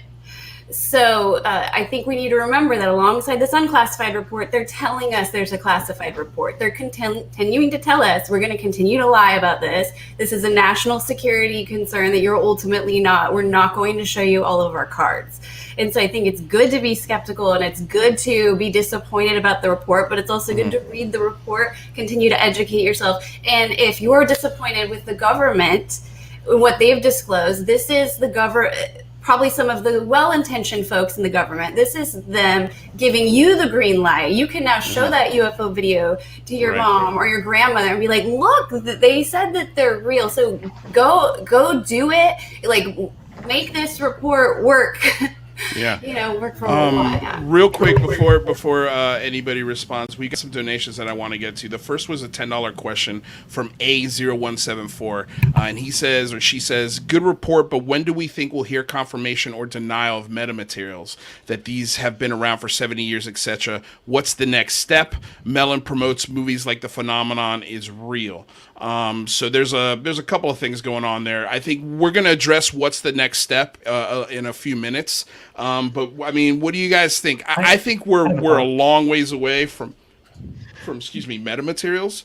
At least coming from this part, maybe in the next year or two, we might start having those discussions. But I think the goal right now is to get the majority of the United States on the same page. The terra firma that we always talk about on this show, the facts. There's objects in the sky. They're real. They've been chased by pilots, senators, DOD, Navy. Everyone's confirmed that they're real. They're there. What they are past that, who knows? Nobody knows. Because, first of all, we can't follow them. We don't know where they go back to. That's a very tough question to answer. But that's the reality. And that's what this report is doing. It's telling the masses, it's like Jane said, giving us the permission now to say this is real. This is real. There is a there, as Jamarl likes to say. Yeah, no more Men in Black visits, no more being threatened if you've seen something. So remember, even though they've been lying about this and keeping all this information from us, the UFOs have been making themselves known to all of us average citizens who have no top secret clearance whatsoever. So you can see a UFO any day. You can have an opinion about it. You can take a video of it. You can do your own scientific analysis of it. So nobody, no government report or Men in Black is getting in the way of that. That's right. We have to remember who this report. Wait, Alec. Let's go with Alec, then we'll go to Alex. And real quick, just Jean-Francois Cherablou. Thank you for the $69.99 Canadian donation. And then we've also got Now I Become Death with $100 donation. You guys are killing it with the super chats. You guys are helping us produce this show 5 days a week. So thank you so damn much for all of these things. I mean, if it wasn't for these super chats and for our Patreon, I wouldn't have been able to upgrade this StreamYard to, high definition 1080p, even though Alec looks a little fuzzy, but I think that's his camera. That's me. That's definitely not the software I upgraded. It's on me, man. So Alec, what's your response to that? Yeah, I just, I think we have to remember who this report is for, right? It's not for us. Right. It's not for us. It's not for, us and the 1,200 people that are watching right now. It's not for UF Twitter. This report is for Congress and it's for government entities. It's not going to include, the breaking ground, earth-shattering photo that we want to come out. It's not going to include, all of the reports of Foo Fighters in World War II because, as ufologists, we've just been studying this for so long. We know so many incidents. But this report is for the uninitiated. It's for just government use. For, hey, it's okay to talk about this now. It's for the media stuff. It's for media a little bit, yeah. It's for people who don't really know much about this, and that includes, unfortunately, a lot of senators and congressmen. Well, that includes 99.9% of this country. Like, I know, like Tim F is. I think he is pissed. He like, this report is not what he wanted. And he said somewhere, I lost the comment somewhere around here, they're real for the last 3 years. Here it is. It's been 3 years of it's real. There is a there. We were told by our government, yes, these things are real for years now. Again, it really hasn't been 3 years of this, because remember, they keep, especially when it comes to Lou Elizondo, like it took us 3 years just to confirm, 4 years, excuse me, 4 years to confirm that Lou Elizondo was 100% part of ATIP. When the Pentagon first he was, then he wasn't, then he wasn't, then he was, then he this, and then that, and it's just back and forth, until finally Senator Harry Reid was like, enough's enough. Here's the letter. Here's the proof. Why are we still having this conversation? But that's the way this kind of information is going to be checked, double checked, and talked about. So right now, I think for the next at least year, that's going to be the front and center message. These things are real. They're real. They're in the sky. Now what? We just heard in 2020 from the Pentagon that the 3 leaked videos that were reported on in 2017 by the New York Times were legitimate. Like, this happened last year and nobody even paid attention. Right. I just want to say one thing on the metamaterials question before we lose that thread. Yeah. So I know Jacques Vallée and Gary Nolan have their own independent analysis that they're doing sort of outside of the government. And last I heard from the Scientific Coalition of UAP Studies, just people talking about it. And I think also Jacques Vallée said on one of the videos that it's up for peer review, meaning that it's going to be coming out sometime in the summer. They're not going to pre-announce the results. They're going to wait until it's been vetted by the scientific community, and they're going to make the announcement. Now, either those metamaterials have isotope ratios that are exotic, meaning that they're definitely not from the Earth, meaning that right now we don't have the technology to kind of mess with the isotope ratios of metals. So if that is different than what we expect, then that indicates that it's likely not from Earth. Now, if it is from Earth, isotope ratios, then you have the second issue, which is that it's a sort of nano engineering at a specific level that goes above and beyond any technology that we know is humanly possible. So if it is from Earth, it doesn't sort of eliminate the ultra-terrestrial hypothesis, or that it was made here on Earth or by a foreign adversary, that they've maybe made the sort of a quantum leap of technology. But it would also kind of raise larger questions if it's like a sort of a manufacturing process that goes above and beyond that. So that's a little bit of a wait and see. And I know that there's been a CRADA from the U.S. Army that from the Two Stars Academy had got some metamaterials that were acquired through various different sources, including Lyndon Moulton Howe. So that's also under process, but there's no obligation for them to kind of report their scientific studies of that. Even if they determine something, we may never hear about that. So yeah, I think that the other thing I just point out is that with the Inspector General report, you notice all the different people that are listed on the ways in which that you have to have like a GS-15 represented from each of these different entities, including like the NRO and National Reconnaissance Office. And, there's basically a lot of the people that you would expect to have lots of data is having the Defense Department go after and say, let's try to actually get all of what's out there, because I think there's a bit of a stovepiping that's been happening. So that may be one aspect. But even if they do get the data, I think we're back to this point where even if they were to release videos, then you would have people like Nick West trying to debunk them when there may be a lot of additional context of information that is associated to that that they're not releasing. So, I would love to see a lot of this information to be like, yep, I fully believe. Shouldn't we have some data? I mean, if you're going to say UFOs are a threat, this is national security, this is super big, you just take our word for it. There were 11 near miss planes. A plane UFO, I probably don't. How could we have to just trust that those reports of the 11 planes that almost, crashed into a UFO, that really happened, right? We're not seeing any data. We're not seeing any cases, any, footage in this. So to those who are like disappointed in the chat, I think that's probably where that's coming from a little bit. But will we see things though, like with leak out over this next year, and when it leaks out, it's going to have so much more weight. Even a story like alien life being on Venus, or a moon of Jupiter, or something like that. All of those stories we've also been hearing for years, like water on Mars. There's water on Mars. Oh, by the way, did we tell you there's water on Mars? Oh, guess what? There was water on Mars a long time ago. And it's on and on. It's the same stories over and over again, like for decades. Now, though, they have weight. Here it is, Jane. I think there's a big problem in this as well. I think what people are missing is not only do we know by FOIA requests that these things have been seen throughout, I don't know how long. And I'm sorry to beat on a dead horse here, but the big problem is that these things are being seen. Nothing was done about it, according to them.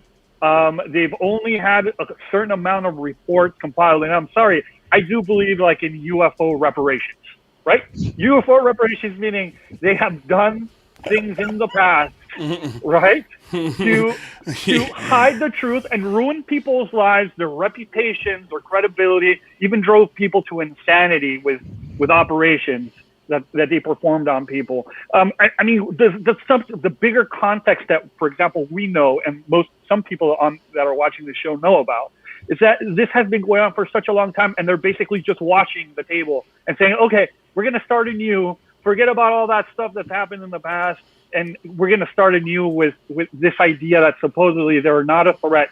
But again, they are a threat because they have been turning off nuclear weapons. And they've been turning them on. So this is the insanity that I don't understand about this report. It's basically distorting reality, in my point of view. Alex, you would get your pound of flesh. You would get your pound of flesh. Thank you. However, and I appreciate everybody who is like, oh, I didn't get this and I didn't get that. Oh, you're so bourgeois. The things that you guys wanted. Oh, the luxuries. When I used to walk in the snow 20 miles in order to get to school. Without any shoes. I'm telling you, I was in the wilderness. Maybe it's my age. Maybe my age is showing on this. I just remember it's this being relegated to the point of ridicule. And this report, I get that people saying, okay, there were FOIA requests. Okay, yeah, but nobody pays attention to the FOIA requests outside of the UFO community. This is the government in a document, ironclad, saying there's a there, period, full stop, drop the mic, walk out. And everything that extends, meaning consequences that extends from that. The consequences being you need to have an investigation. Now, if you're the UFO community and you say, all right, I think these things are alien. However, I can't say that. I'm not going to say that. What I will say is I want an investigation because I believe my hypothesis of this will be proven true within the context of the investigation. But however, that can only be found through a congressional investigation, meaning your pound of flesh can't even be established until the government establishes this is real. Right. It just did that. Right. There are consequences that extend from that. I mean, think back to Germany for the moment. The reparations, for example. Think back to Germany. After Germany lost that war and the Nazis were crushed, how many years did it take for the society to reconcile the fact that there were Nazis in their society? What, 10 years, a decade, maybe more? More like 15, 20 years. Right. Yeah. So, you have this secrecy, the truth embargo, as Stephen Bassett calls it, for 50, 60, 70 years that these guys knew, ruined lives, put out information that was wrong in order to discredit and make people look bad, all that stuff. And now it's like, all right, this stuff is being unraveling. And you're like, I want my pound of flesh. And it's like, I get it. You got to get your blood and flesh. But let's establish first that there's a there. Let's get that. And let's get the consequences that extends beyond it. And by the way, I mean, I don't want these guys to walk without there being at the very least some acknowledgement of, whoa, that's a big deal that you guys didn't seem to pay attention to that or didn't seem to care about that. That has to be a story at some point. At some point. At some point. But that's not. But today's not that day. I just don't feel like today's that day. Yeah, no, today's not that day. And look, man, if you're going to be asking for reparations on this, there's a segment of society that was promised 40 acres and a mule that has not seen a lick of that. And I would say they were more terrorized and more ostracized than anybody ever on the history of the planet. Like, so I'm just saying, dude, like you want your pound of flesh. I think you're lucky if you get a few slices of ham at the deli of flesh. like you're not going to get it. You're not going to get reparations on this because again, this is it's not. I think it's truth and reconciliation. It's not reparations. There you go. It's different. Yeah, correct. It's reparations implies money. Truth and reconciliation means that you account for the truth. Yeah, right. And there's different, and it's different. And even that might be limited. Alex, I would say look at Appendix B. If you look at Appendix B, it says what the Senate report was asking them to do, and nowhere in there do they say conduct the Truth and Reconciliation Commission. So your desire for that is not part of the remit for what this is. I understand that there's this catharsis that we need to have, which is that the government comes out and says, yeah, this is real and we're sorry that we've been covering it up. Like, I think we're at the phase, at least acknowledging the reality of this. Now there's like this, pulling back of this thread, which is like, how much does this, when do they know and when do they know, what do they know and when do they know it type of these types of questions. Like, how long was this a reality that, are these control groups or whatever else that we have within the UFL community in terms of what the story is? Like Richard Dolan says that a lot of the reporting on this has been siphoning out the history of this. And I think that largely that's true, especially when you look at the mainstream coverage. It's almost like the modern resurgence of UFOs started in 2004 with Nimitz, and that nothing really happened before that. So I think there is this lack of truth and reconciliation when it comes to the history of this as a topic. And I think we're at that, like I talked about the paradigm shifts at the top here, and I think it gets back to that, which is that once you acknowledge that something is real, then there's like this going back of like, oh, wow, okay. Right. Now that we see that this is real, now let's go back, look in the past, and the Cassandras who were trying to warn us, but we weren't listening to them. Right. And what's the new standards of evidence that we have now that this is a part of our new paradigm, and we accept that this is reality? Then what else do we look back in the past? I think that's such a huge like rabbit hole of UFO Museum, where we have Betty and Barney Hill, the Cash Landrum case. They sued the government in Texas. There was a craft. They had radiation sickness. They thought the government were aware of these craft. They sued. It was all thrown out. They didn't get their medical bills paid for. Who has died because of this phenomenon? Who's been threatened to? Who eventually? I mean, yes, this will lead to Roswell eventually. It's gonna be a long time before it gets there. It will lead to conversations about abductions.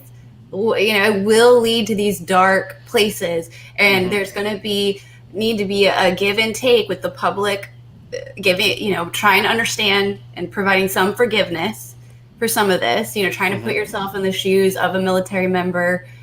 You wouldn't have probably been a whistleblower either. You probably would have done the same thing. So I think it's going to be a give and take, but that's going to be a really long process. But I do think that it has started. Well, don't forget, we're also going to be seeing leaks from this report, right? So this is not going to be wrapped up in a cool little bundle. We're going to start seeing things that are going to get leaked to the press. I'm going to be refreshing Alec Sears on Twitter like every 5 minutes. This is reality now, and so the fact that we have the declassified report, and it is what it is, and everybody's pissed off about it. But the reality is, we've got another 70 pages of another report. Not everybody's pissed off about it. I'd say I think most people in this panel are pretty damn happy with it. I love it. I love it. Ecstatic. Yeah, I'm with you. I'm with you, Jamarl. Talking to Shane. Dan, we should have gotten Shane on here. If Shane wants to join this conversation, because I know Shane's a very smart dude, I would love to have him on. Yeah, and let you guys jam live here on the show, because I think that'd be interesting. But real quick, we've got a $50 donation from Mary Desario, and he's got a question or a statement with it. He says the UAPTF holds a small amount of data that appear to show UAP demonstrating acceleration or degree of signature management. I'm assuming he pulled this quote from the report. Well, I'll just read it. Yeah. The report's right here. Yeah. Go for it. It says, in 18 incidents and described in 21 reports, observers observed unusual UAP movement patterns or flight characteristics. Some UAP appeared to remain stationary, winds aloft, moved against the wind, maneuver abruptly, or move at considerable speed without discernible means of propulsion. In a small number of cases, military aircraft systems process radio frequency energy associated with UAP sightings. The UAP task force holds a small amount of data that appears to show UAP demonstrating an acceleration or a degree of signature management. Additional rigorous analysis are necessary by multiple teams or groups of technical experts to determine the nature and validity of these data. We are conducting further analysis to determine if breakthrough technologies were demonstrated. I mean, the report is screaming for help. Screaming for help. I just want to comment. What it's saying real quick is that some of them don't display that what is it, signature, and some do. That's what it's saying, right? Some do, some don't. We need to help to figure out what they are, basically. But to go back, I'm not necessarily unhappy with the report. I'm going to say there's a lot of gems in there.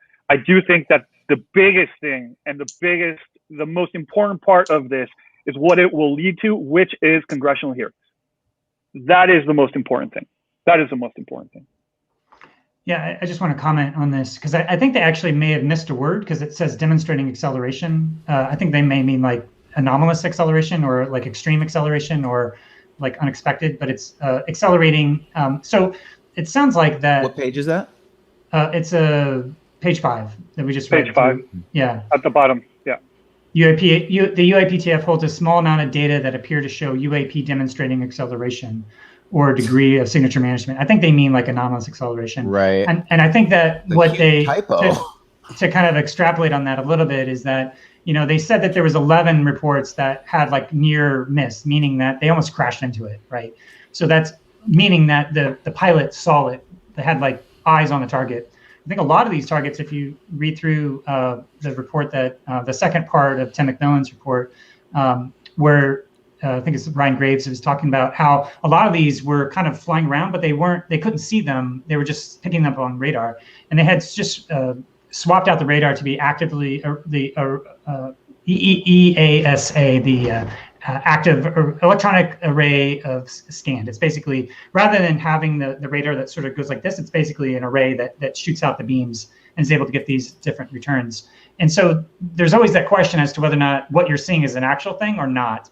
And so the fact that there are some with multiple returns, it means that there's more likely that it's an actual thing there rather than some sort of anomalous sensor.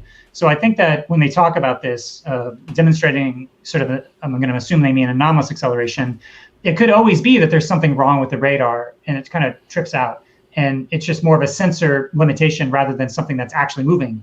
But if you have multiple eyes on that target and it's demonstrating that, then you're like, oh, wow, they're able to actually kind of go and do this instantaneous acceleration, which is one of the 5 observables that the ATIP has talked about. Great point. One of my predictions came true about the report. There's a typo in it.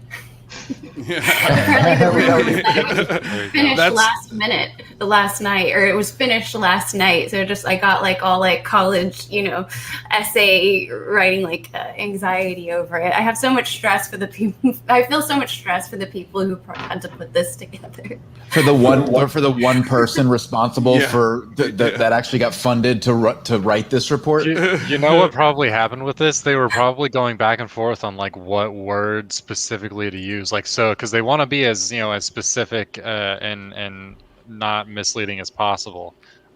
So what probably happened is they never decided on a word to describe the type of acceleration, and then they just sent it because they forgot to fix it. They forgot to fix it, or they just intentionally left it out just because it was any word you pop in there would have been like, whoa. Or even anomalous would have been fine. Anomalous would have been fine because it would have given them an out, because then they can say that they don't know, or there are so many outs that they could give themselves with using a word like anomalous that they wouldn't have to worry about it. Or instantaneous acceleration, I think, is probably what they were talking about.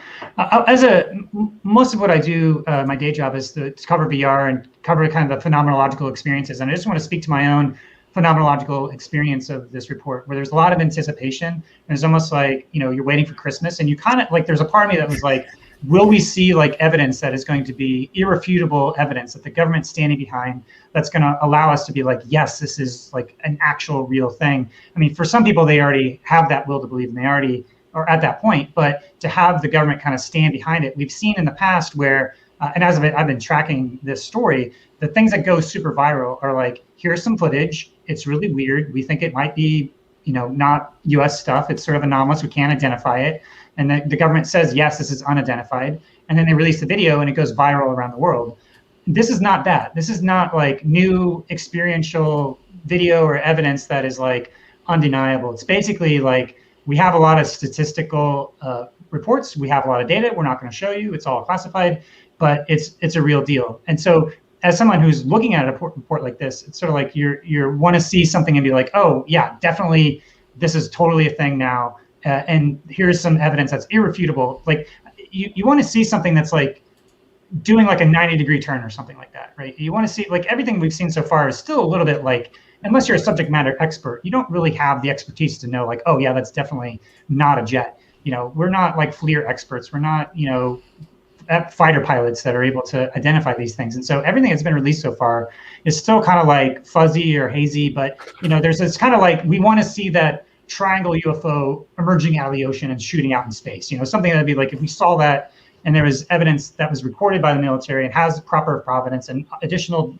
radar return to verify it, then you'd be like, yeah, there's something going on here. And that, I think there was a possibility for something like that to happen, and that certainly did not happen. But we don't know. We'll see what if someone did see that type of footage.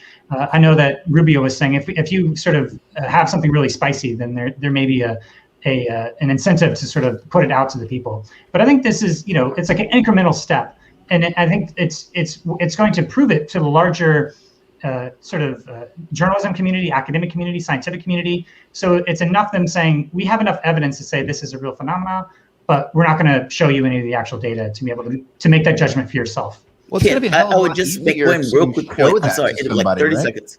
I would argue this is more important and more significant than a ship coming out of the water doing a right-wing triangle.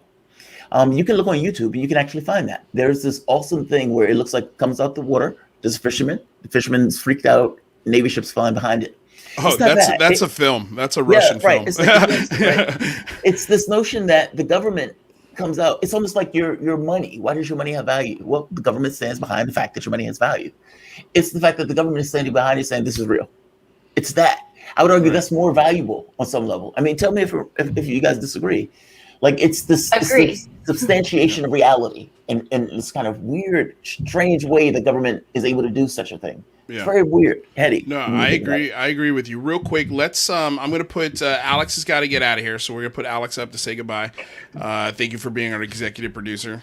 He's got a final point. Let him hit his final point. No. I've had my say. Thank you, guys. You will never see me on camera again. I love you guys, and I love the show. Thank you for everything you do. Oh, thanks, man. Appreciate it. Thank you for everything you do. Wait till we see the merch. Wait till you see the merch.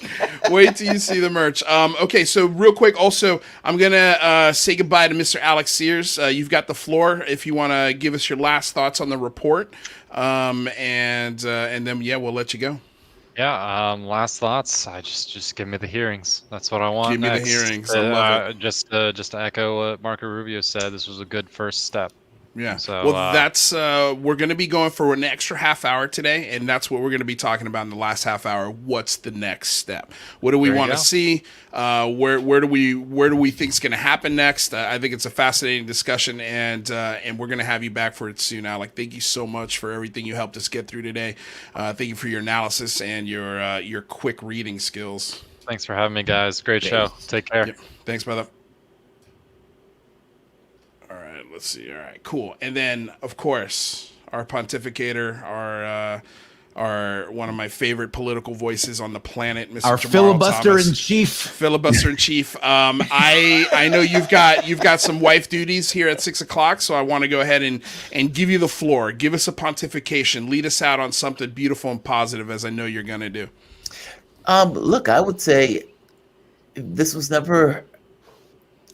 Think of this issue not over the context of 5 years. Think of it over the context of, 80. If you want to go back to Roswell, think of it back to Roswell.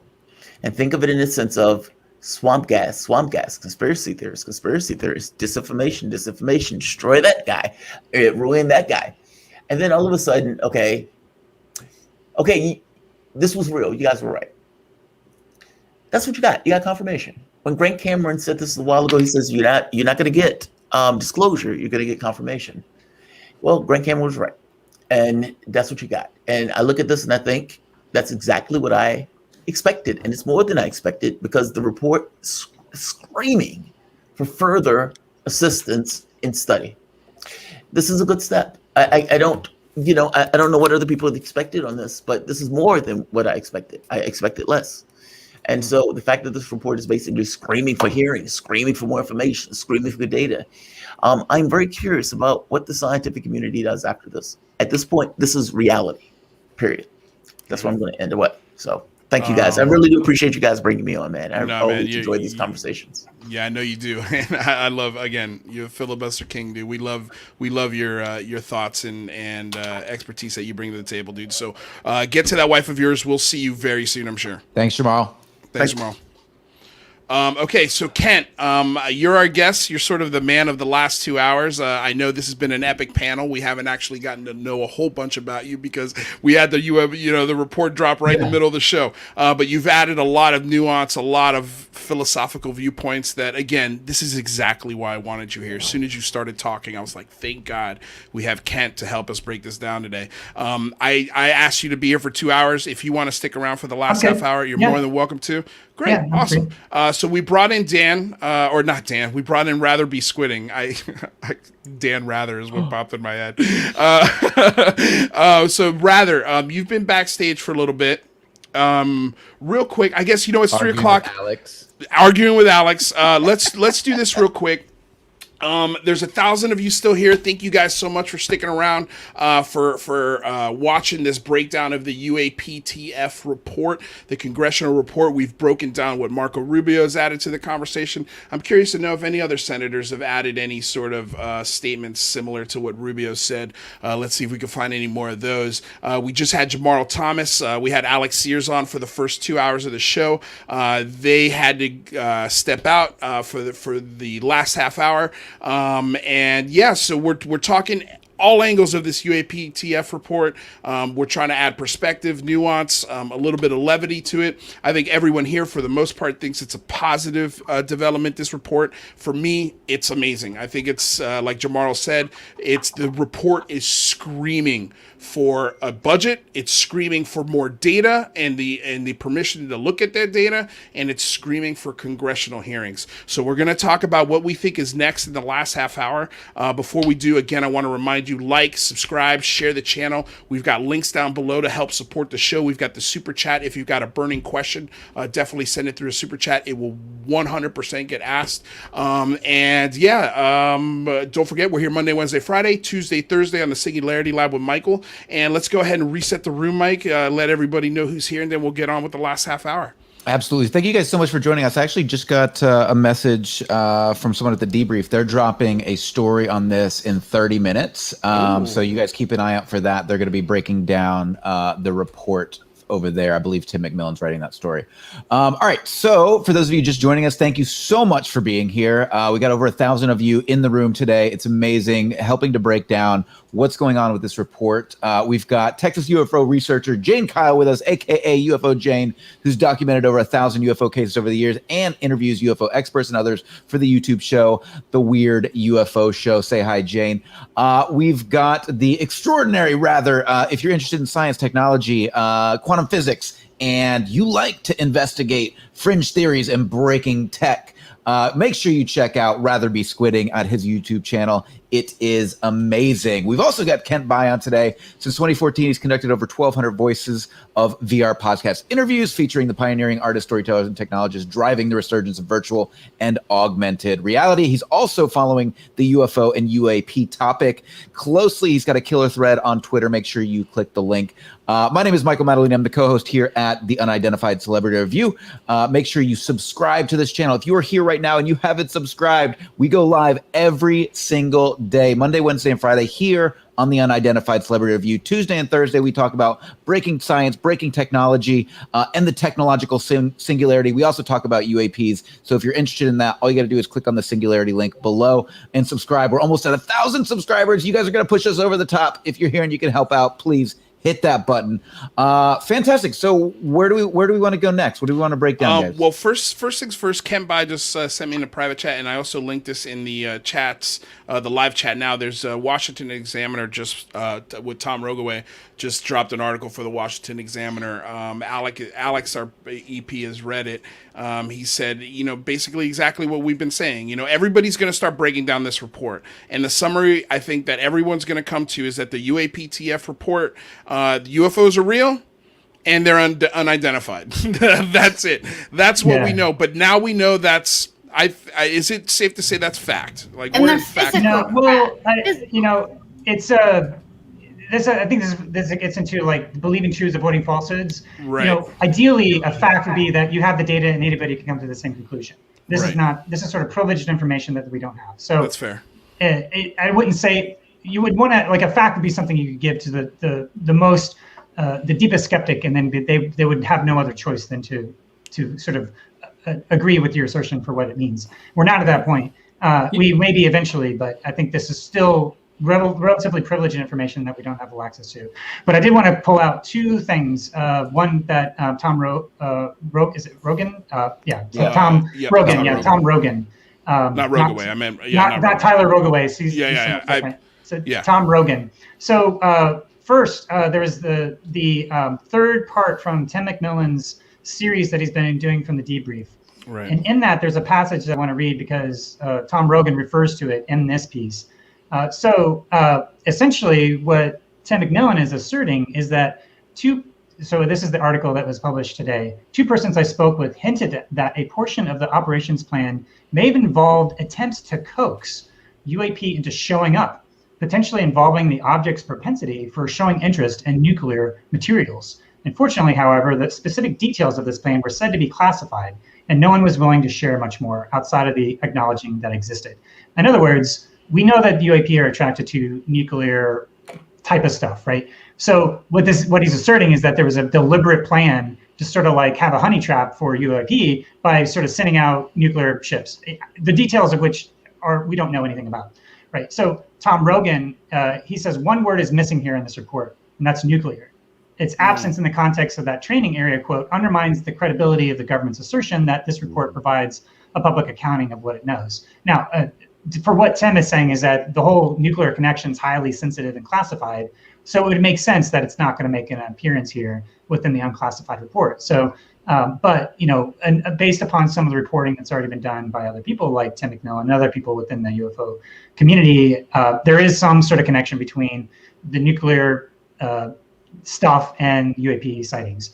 So that was something that was new that I hadn't seen before, and I think that was just worth calling out in terms of the people that are really briefed in into sort of knowing the fuller context, and then what they're seeing and what they're not seeing.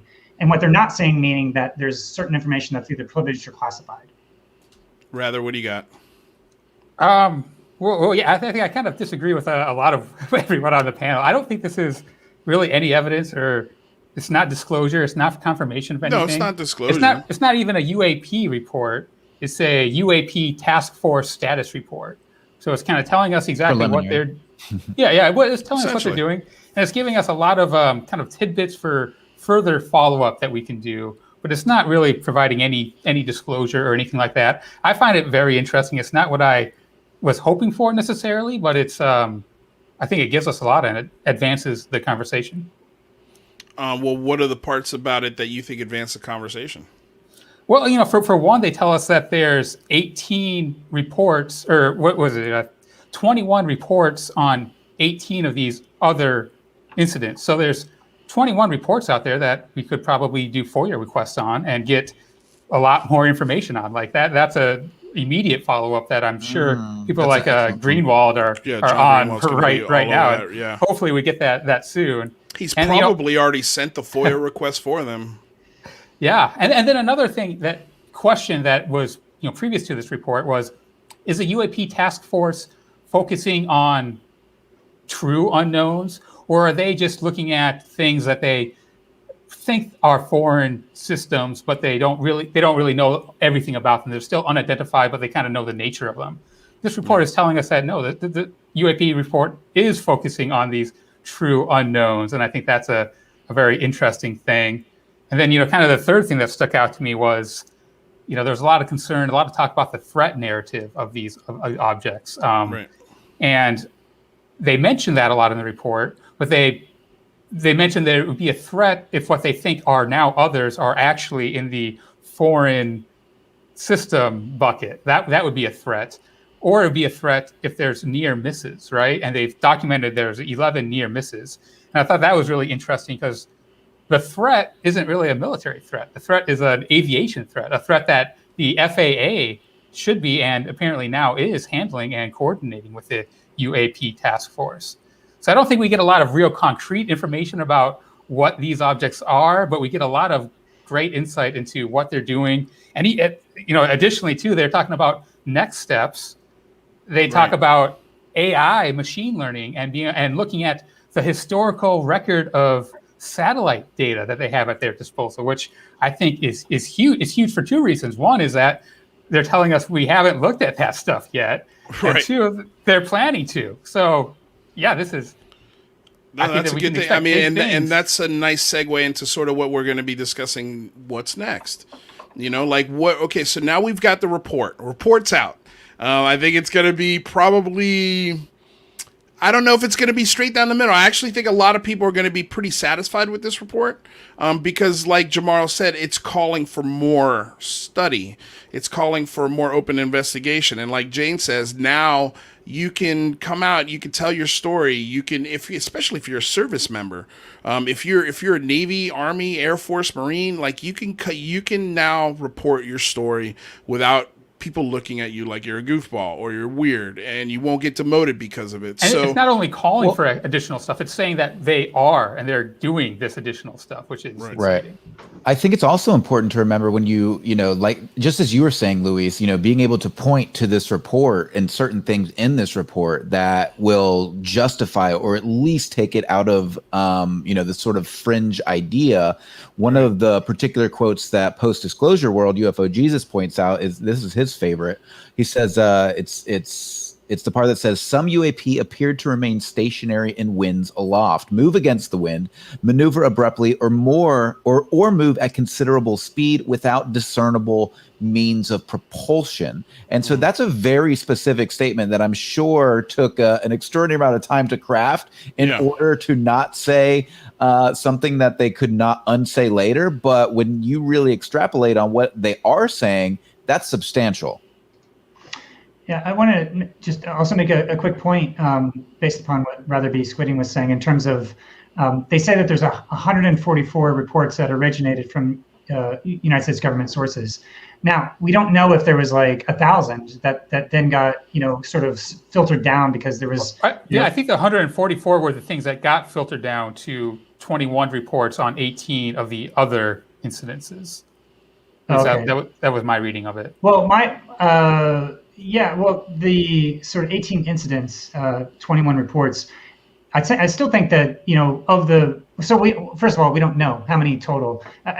Here's, I guess, part of the point that I'm making here is that Jeremy Corbell will sort of release the what he claims is a pyramid triangle, right? And Mick West just says, no, it's just bokeh, it's not actual thing, right? So, and then we'll have a statement that comes out from Sarah Goff who says, I can confirm that the video was taken by Navy personnel and that the UAPTF included it in their ongoing examinations. Now, we don't know if that they looked at it and said, no, obviously this is not a real thing, and that's discarded. Is that included in the 144 that gets, willed down to sort of like a smaller amount, or are there much more, 1,000? I think that's one of the questions that I have.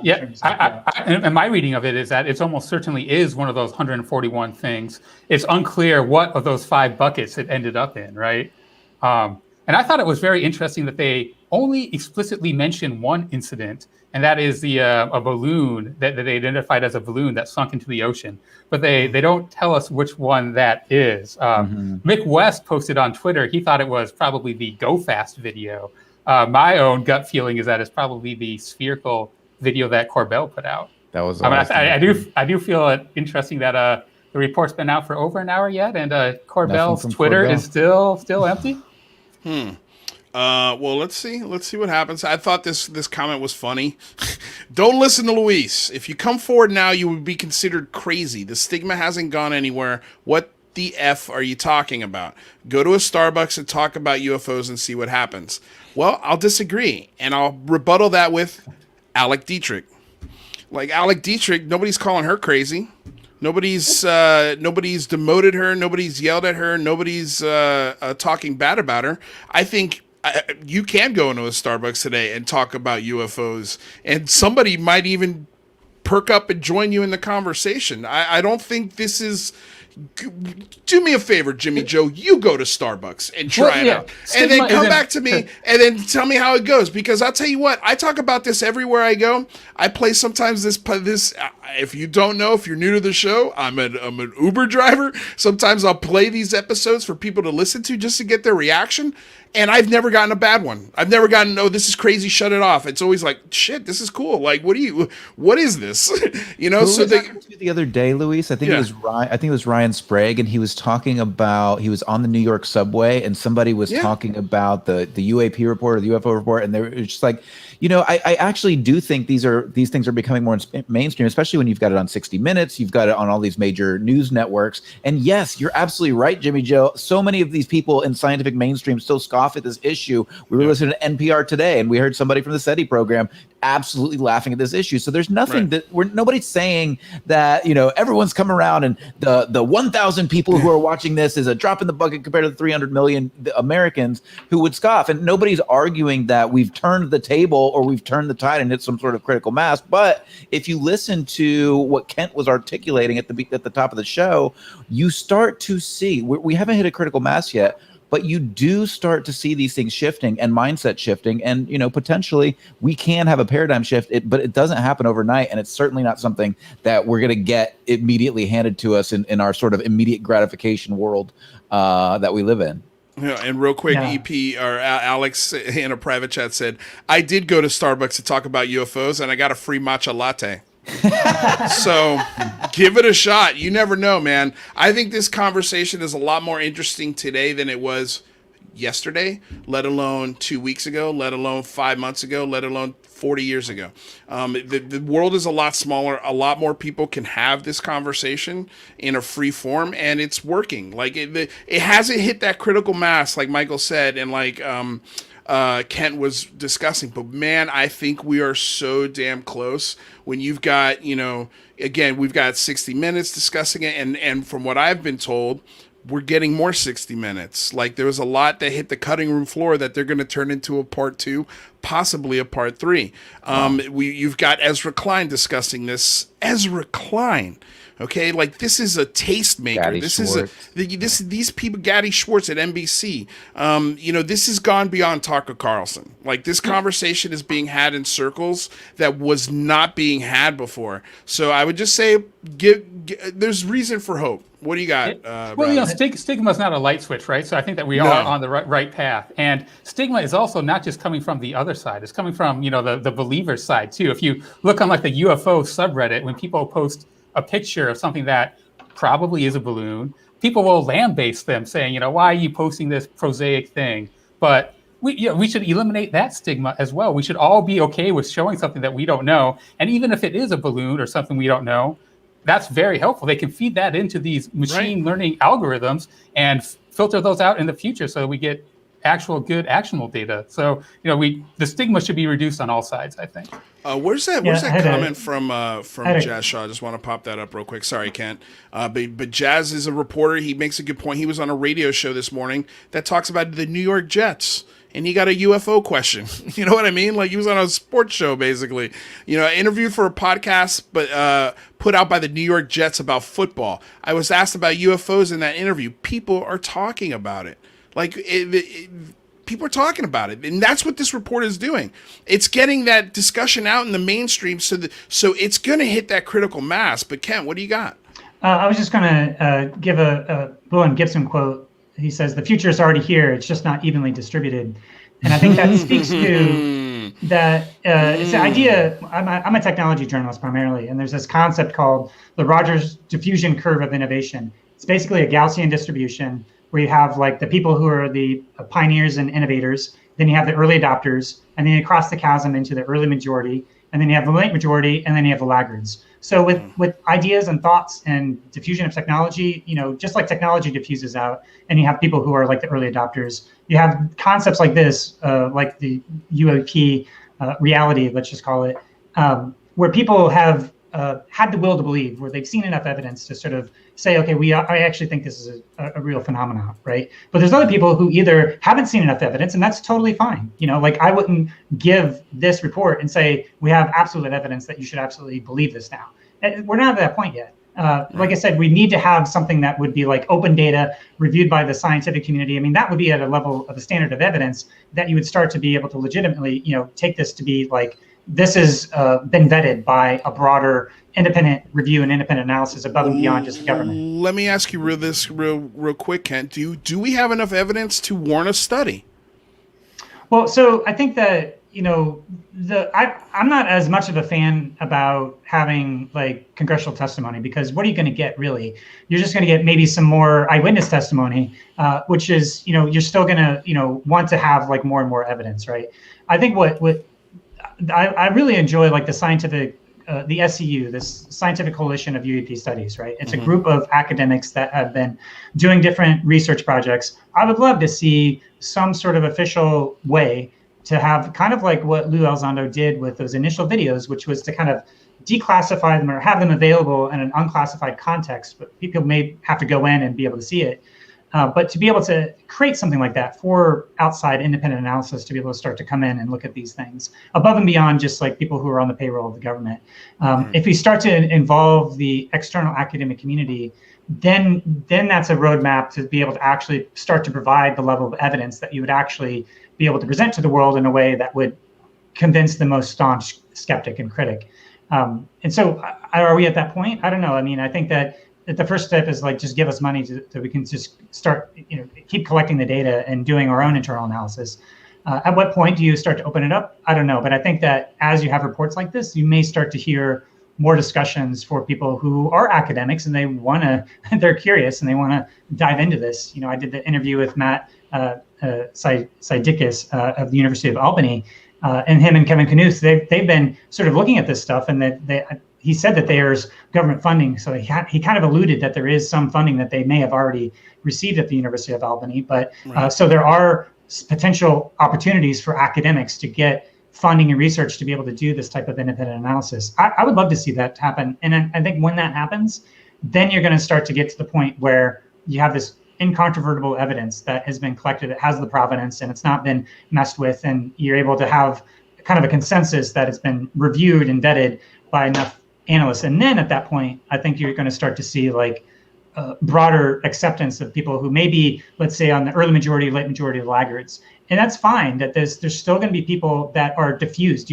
That's just the normal diffusion of Rogers diffusion of innovation, it's called. And you have this crossing the chasm where it goes viral. Kind of the 60 Minutes was the moment that it went really viral. And it started to have people that really may not have been looking at it, but started to look at it. And really, the 60 Minutes report didn't really have that much that was new or different that was already reported back in December of 2017. Right, it's just that it is a momentum part where it was sort of like they were putting their weight behind it, and that was a signal to the rest of the media industry to really take it seriously. So I wonder, Kent, do you think that that analysis has already been done and maybe given to Congress? I was looking at the appendix of this report, and they talk about the Senate report specifically requested that includes a detailed analysis of UAP data and the intelligence reporting collected or held by the Office of Naval Intelligence, a detailed analysis of unidentified phenomenon data collected by geospatial intelligence, signal intelligence, human intelligence, and measurement and signatures intelligence. We obviously didn't get any of that in the public report, but it presumably is in the classified report. This is, as far as I can tell, this appendix is like a wish list for what they wanted. How much they were able to deliver on that, I have no idea. Right. Yeah, my assumption is that this is probably in the classified report. Maybe. Hopefully it's leaked. It's kind of like when you get asked to be on a jury and they're like, would you convict this person if right? And then you're like, but wait, but what did they do? And they're like, just trust us. Anyways, I didn't get picked to be on that trial. But so we're asking like, what's next, right? Yeah. So what's next is people, right? So what happens when the next Phoenix Lights mass sighting event happens? Right?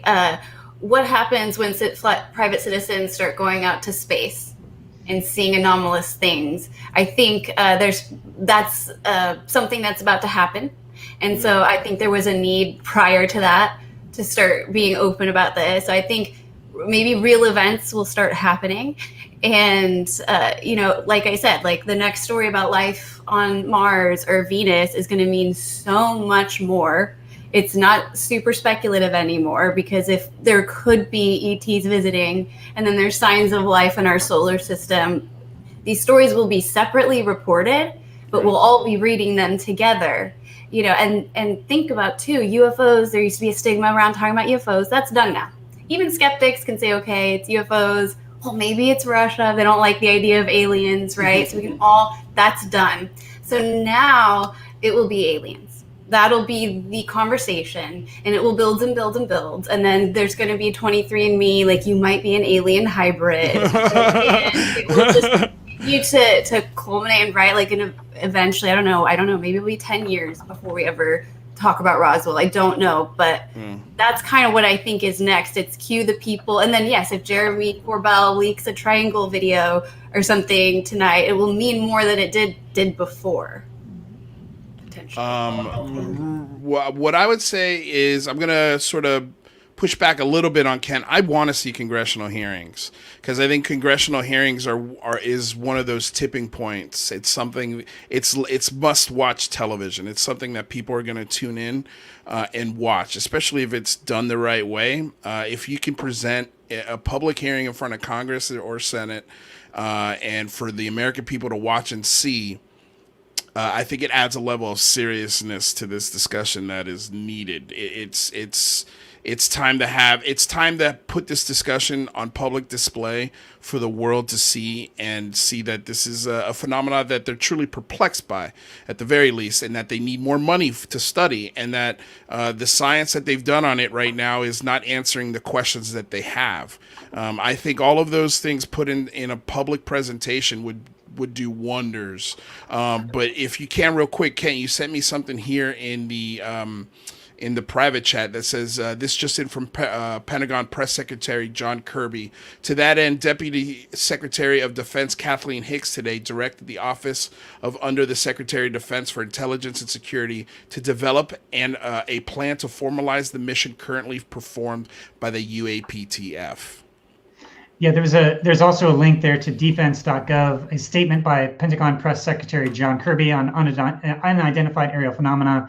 At the end, it says, to that end, Deputy Secretary of Defense Kathleen Hicks today directed the Office of the Undersecretary of Defense for Intelligence and Security to develop a plan to formalize the mission currently performed by the UAPTF. So there is a lot of breaking news as we still on the air stuff that's coming in. Just to reply to that briefly, I think there's a thing that Alex was talking about, which is that kind of need for that truth and reconciliation. And I do think there's like a need to have this cathartic moment where people we get up and hear them say, their experiences. But I think that, in terms of the evidence, a lot of it is going to be from sensor data and stuff that they probably can't show in an open hearing anyway. But if they did, but the Congress may have the ability to declassify information. I think that's where it starts to get interesting, right? So imagine that the Pentagon gives them something and they've classified it. Well, Congress may have the capability to say, you know what, we think this is in the public interest. We're going to declassify it. And we're going to show it to the world. And I think in that case, you start to potentially show new standards of evidence,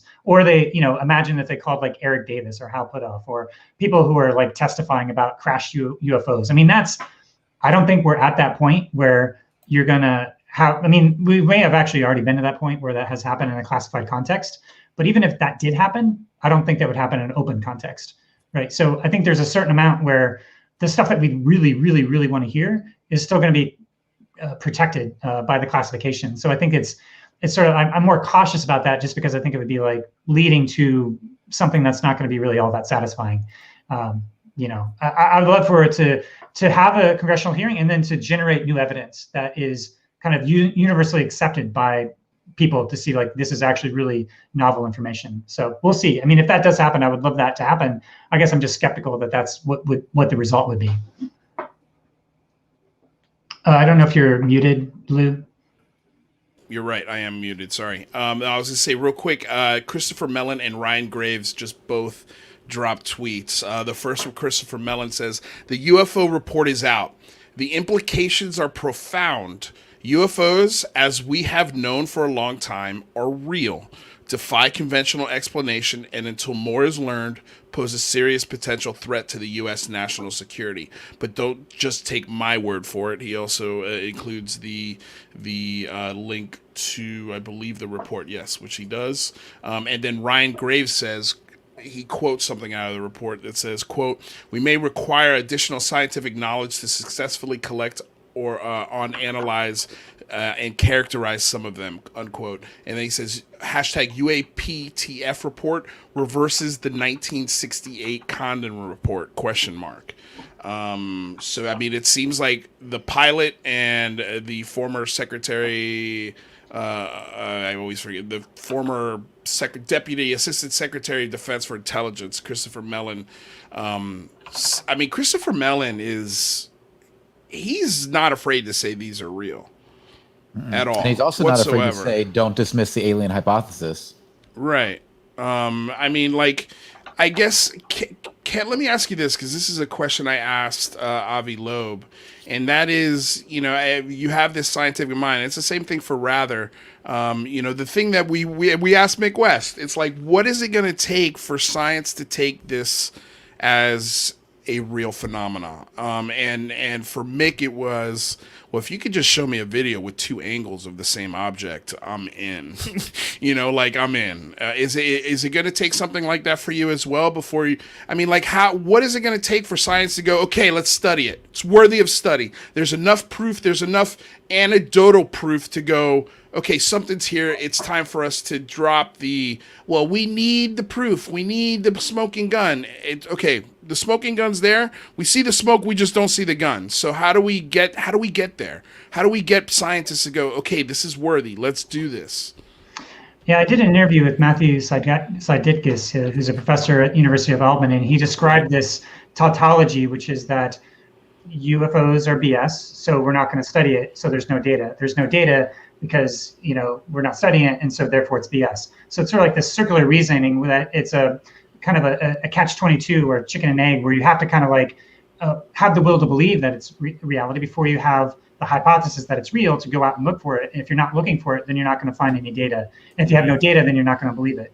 So it's sort of like this tautology that we've been stuck in. And I think this moment could be this opportunity to say, yeah, you know what, all of this government, that's great that they have all this sensor data is collecting really high fidelity radar that goes beyond just passive sensors. So it's stuff that's actually sending out radar signals and getting stuff back, right? There's certain ways in which there's radio frequencies that are only available for the military to have, that you couldn't even have even if you wanted to, right? Because it's sort of like there's special RF frequencies that only is available to the military. So in some sense, they have more capacity to be able to do their own analysis on this. But there are different efforts like SkyHub and UAP DAP that are more citizen-driven, having these sensors that are out there looking out in the sky and kind of an array of all this data that's out there. And so I think, what we may start to see is like a citizen science movement that is trying to gather our own data that is not beholden by the government that's holding it secret, right? That would be great to be able to have all this information so that there could be this truly independent analysis about this. And so, a lot of this stuff, like they say, there's a confirmation bias in this report, meaning that these military planes aren't like flying around at night catching stuff. They're doing it within their own military context, and there's incursions into that space, and so they're not supposed to be there, right? And that's when they're detecting them. Right. So I think that there's this, like I said, the tautology where, because they haven't had the will to believe that it's been a hypothesis that they're not willing to consider. I think we may start to be reaching that point where now it's legitimized to the point where you may start to see more universities or independent citizen-driven entities trying to capture their own data, and then having a little bit more independent analysis of stuff that's out there, and just to see how frequent this is. I mean, Ryan Graves is saying this there were sightings every day, and it's sort of like, from a scientific perspective, it's like, okay, where's the data? Can we get access to it? Is somebody actually recording this? Or if it is that consistent, then can it be that consistent for someone who's not like in military airspace? I think you hit the nail right on the head with saying that we weren't looking for the data, so we kind of threw it away, and we're not going to find it if we're not looking for it. I think that now it's really interesting in that they are looking now. They're looking at the historical records of satellite data and stuff like that. So imagine this. Imagine if they go back and they look at 2004, whenever the Nimitz incident was, and they find in their satellite data that there was a anomalous event, and they captured something coming out from outer space into our atmosphere and then jolting back out again around the same time that David Fravor had his incident. I think that might convince someone like Mick West. I saw him in the chat here. If we had other auxiliary information there, that might do it. And we weren't looking back then, but we kept the data. And so I'm really optimistic for what they're going to find in the next couple months when they actually do look through this wealth of information they have. I just sent Mick West a link to join us. So if he check your Twitter, Mick, if you're still here and you got some time, come hop in and maybe we could talk for about 10 minutes because I'd like to hear what Mick West has to say. I know a lot of other people probably either don't or would love to hear what he has to say. So if we could get him in there, that'd be great. But that's last second. We'll see. He probably can't. But we are coming up against the half hour mark. So I want to just thank everybody who's here, who's been here.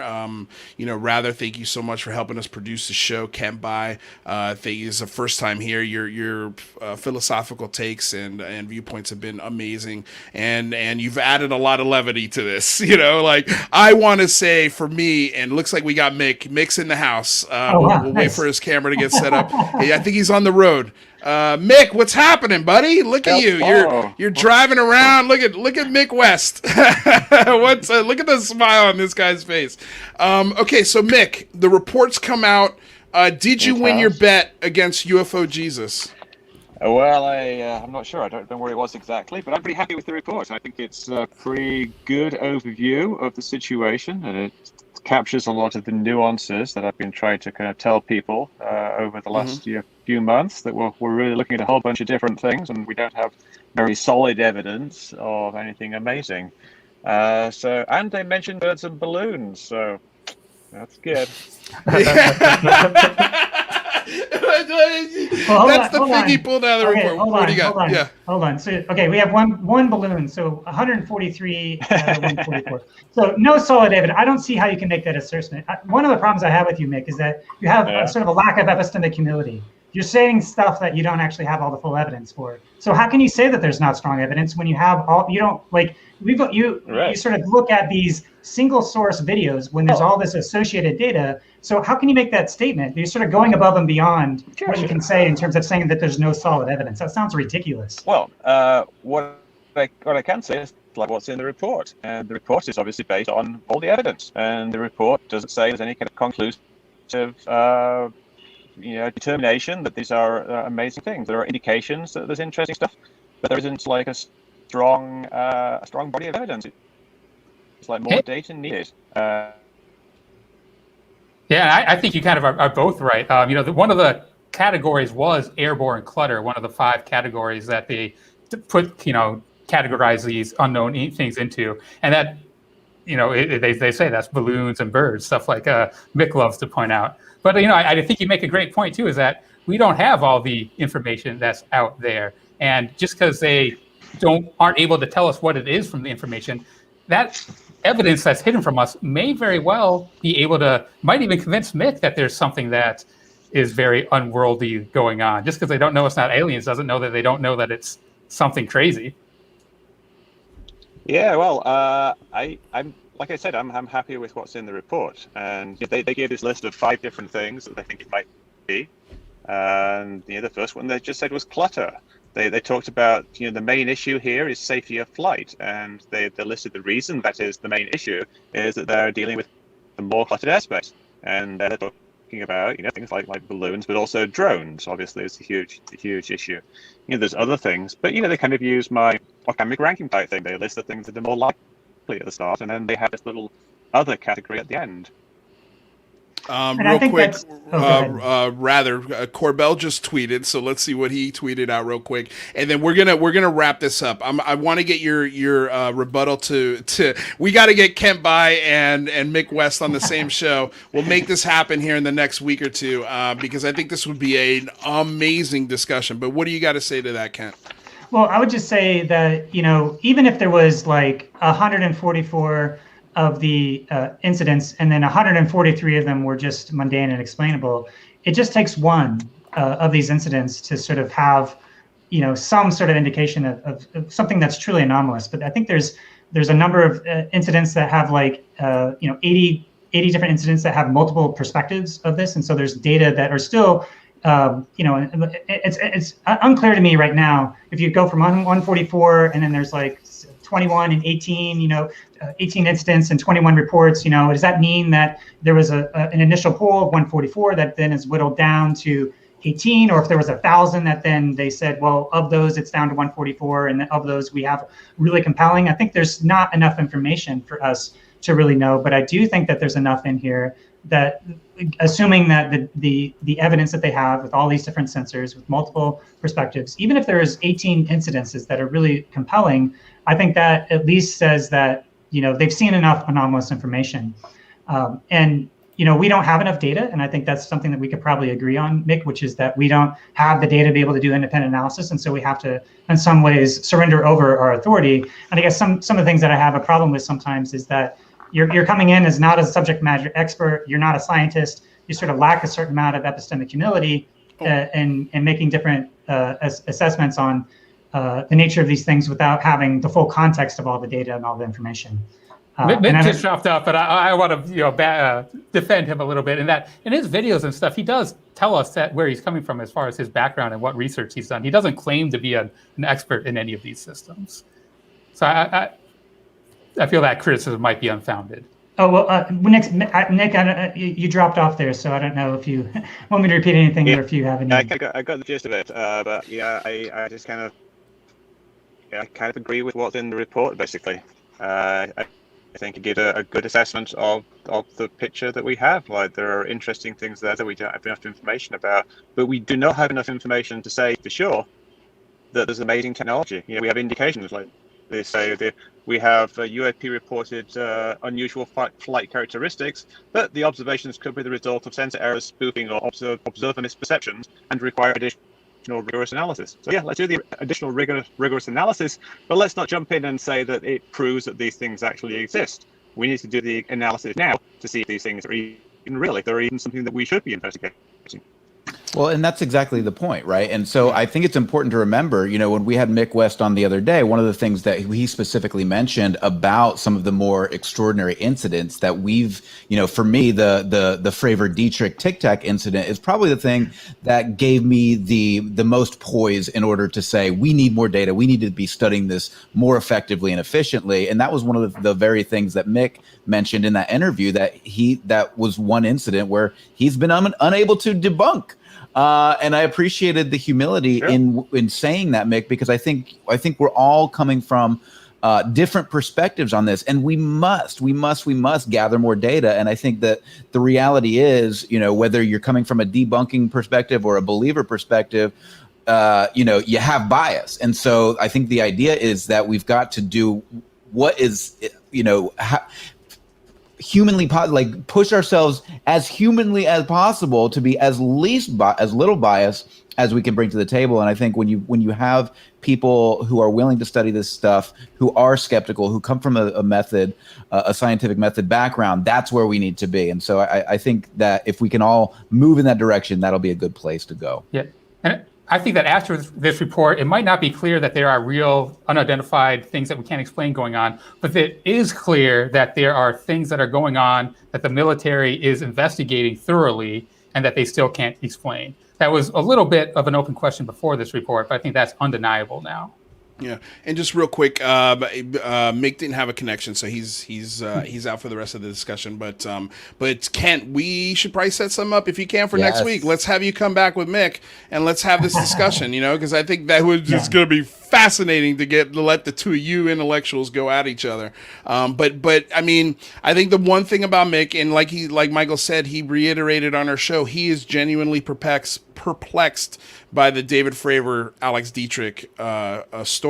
He's got his theory, but he has not debunked it. And he's also changed his tune on that, Luis. He's gone from a balloon to, after speaking with Dietrich, to being like, well, I don't know. Yeah, I don't know. Yeah, I mean, I feel like the balloon theory has gone down on his what does he call it? His prosaic list, or his did I get that right? His list of probabilities. Yeah. Okay, so you guys, we've been going for almost 3 hours.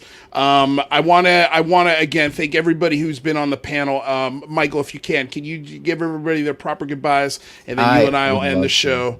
And again, I cannot thank everyone who stopped by the show today. It's been an amazing pleasure to have you guys here. Absolutely. If you're not following UFO Jane on YouTube, make sure you check out the Weird UFO Show. She just did an awesome video on Disney. Hilarious. And It's the push so good. for disclosure, soft disclosure coming from Disney. UFO Jane, how can people find you? Direct them, please, to that video.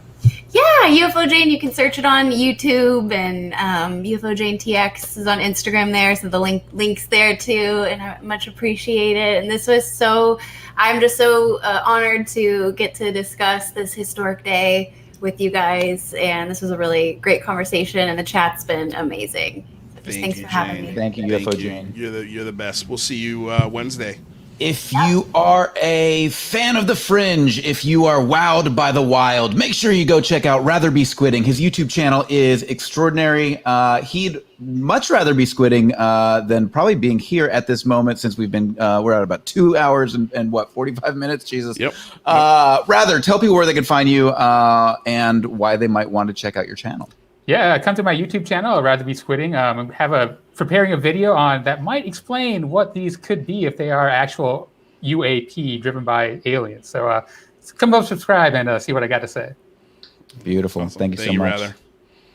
The one and only Kent Bye. Kent, thank you so much for joining the show today. If you are fascinated by this man's intellectualism the way I am, you're going to go check out his extraordinary podcast, the VR podcast, and you're going to go check out his epic Twitter thread. All you got to do is click the link below. Kent, tell people where else they can find you. Yeah, I'm on Twitter at Kent Bye. The Voices of VR podcast, if you're into sort of what's happening there with VR. And then I have a YouTube channel where I have like one interview. If you search for the physics of UAP, you'll see the interview that I did with Matt Saidakis. But it was great to be here. Thanks for the opportunity to be able to unpack this in real time, breaking news and real-time sense making. It was a lot of fun. Oh man, well, we really appreciate it. I'm so happy that I got to hear your voice and listen to you speak within that Twitter space, man. Honestly, you're a brand new friend of the show. You're welcome back anytime. The door's wide open. Yeah, I can't wait to dig into your work, especially. I just haven't had the chance. Everything's been really busy, but thank you so much for taking a chance on a strange show that you've never heard of or been around. So we appreciate it sincerely. Awesome. Yeah, thanks. All right. Thanks, Kent. Appreciate it, brother. Woo! Woo! Woo! Yes! This is what this show is built for. Days like today. I love it. I love it. We had a huge crowd today. We had a lot of love in the chat. We had a lot of love in the super chats. We'll see what happens with Patreon. Hopefully I got some new Patreon members. Hopefully Michael got some new subscribers out of this. Man, what a fun day. I've been waiting for this. I've been waiting for a juicy day to have friends come to the show, break down live news. There's going to be stuff happening all weekend, you guys. So, I have a feeling that this report was released on a Friday because senators and congressmen wanted to get out of town before people could digest this report and start asking questions. I think part of this is, let's see what the response is going to be. Let's see how people take it. Are they going to be super pissed? Are they going to be, satisfied with it? Or are they going to want more? And I think that's where we need to be. We need to be demanding more. We cannot stop now. Now we've got true momentum on our side when it comes to this conversation. And so now it's more important than ever to activate yourself as a citizen. We still have the bigphonehome.com. You could go there, download our congressional call list, download our senatorial call list, get in contact with your local and state representatives, demand more transparency, demand another report, demand more public funding, demand more, because we deserve more. We pay for all these toys these guys get to play with. So it's time that we start getting a little bit more of the data and information. And I think today was a really, really, really wonderful step in that direction. I want to say thank you to NMUAP for the $20 donation. It only takes one to change the world. And he's absolutely 100% correct on that. It only takes one of these things to be real for the entire paradigm to shift.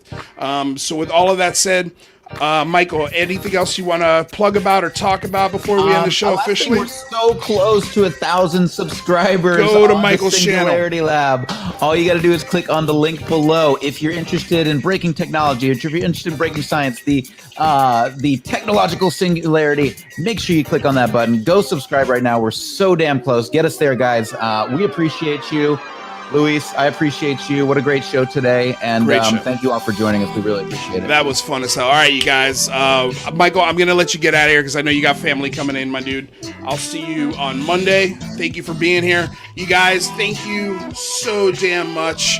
Record-breaking crowd, record-breaking day. It was a lot of fun. I loved being here with you guys. I loved having all of our friends come by and immediately break down this report. It was a good day. Today was a good day. Now go home, relax. Keep an eye on your Twitter feed because I'm sure things are going to be popping. I know. Rather, real quick, what was Jeremy Corbell's tweet? It was just a retweet of someone else's tweet saying, right on UAP Task Force. Okay, right on UAPTF Task Force, man. I think the report could have been better. It could always be better, but I think it's the perfect tone for what we need right now. I'm really excited about this report. Before we go, I want to say thank you to the sponsor, BlueMarlinChronicles.com, purveyors of the world's finest fishing tackle since 1995. Want to say thank you to DOS Tapes. They provide all of the tunes you hear on the show. Want to say thank you to our guests for today, Alec Sears, Kent Bye, Rather Be Squidding, Michael Mataluni, Jane Kyle, also known as UFO Jane, and I'm missing somebody. Who am I missing? Jamarl Thomas, and of course Jamarl Thomas from the Progressive Soapbox. I want to say thank you to all of you in the chat. You came so hard today. David Roy, Derek, Case for Infinity, Seth, Matthew, all of you guys, Tamang, Blue Sky. I'm just going through here. David Roy, Jack, Heliquin, Ryan Sprague was in the house. Thank you to Mick West for stopping by. Alien Bocaface, Judy McCullough. You guys, thank you all so damn much. Zonks the Alien was here. Thank you. Don't be sorry for being late to the party. We appreciate it. You guys, wow, what a day. What a day. So happy that you were here. Thank you so much for coming aboard and getting weird on another episode of the Unidentified Celebrity Review. Your home for credible news, reviews, and commentary on everything UAP and UFO. My name's Luis Jimenez. Until next time, you guys, stay safe out there. Peace.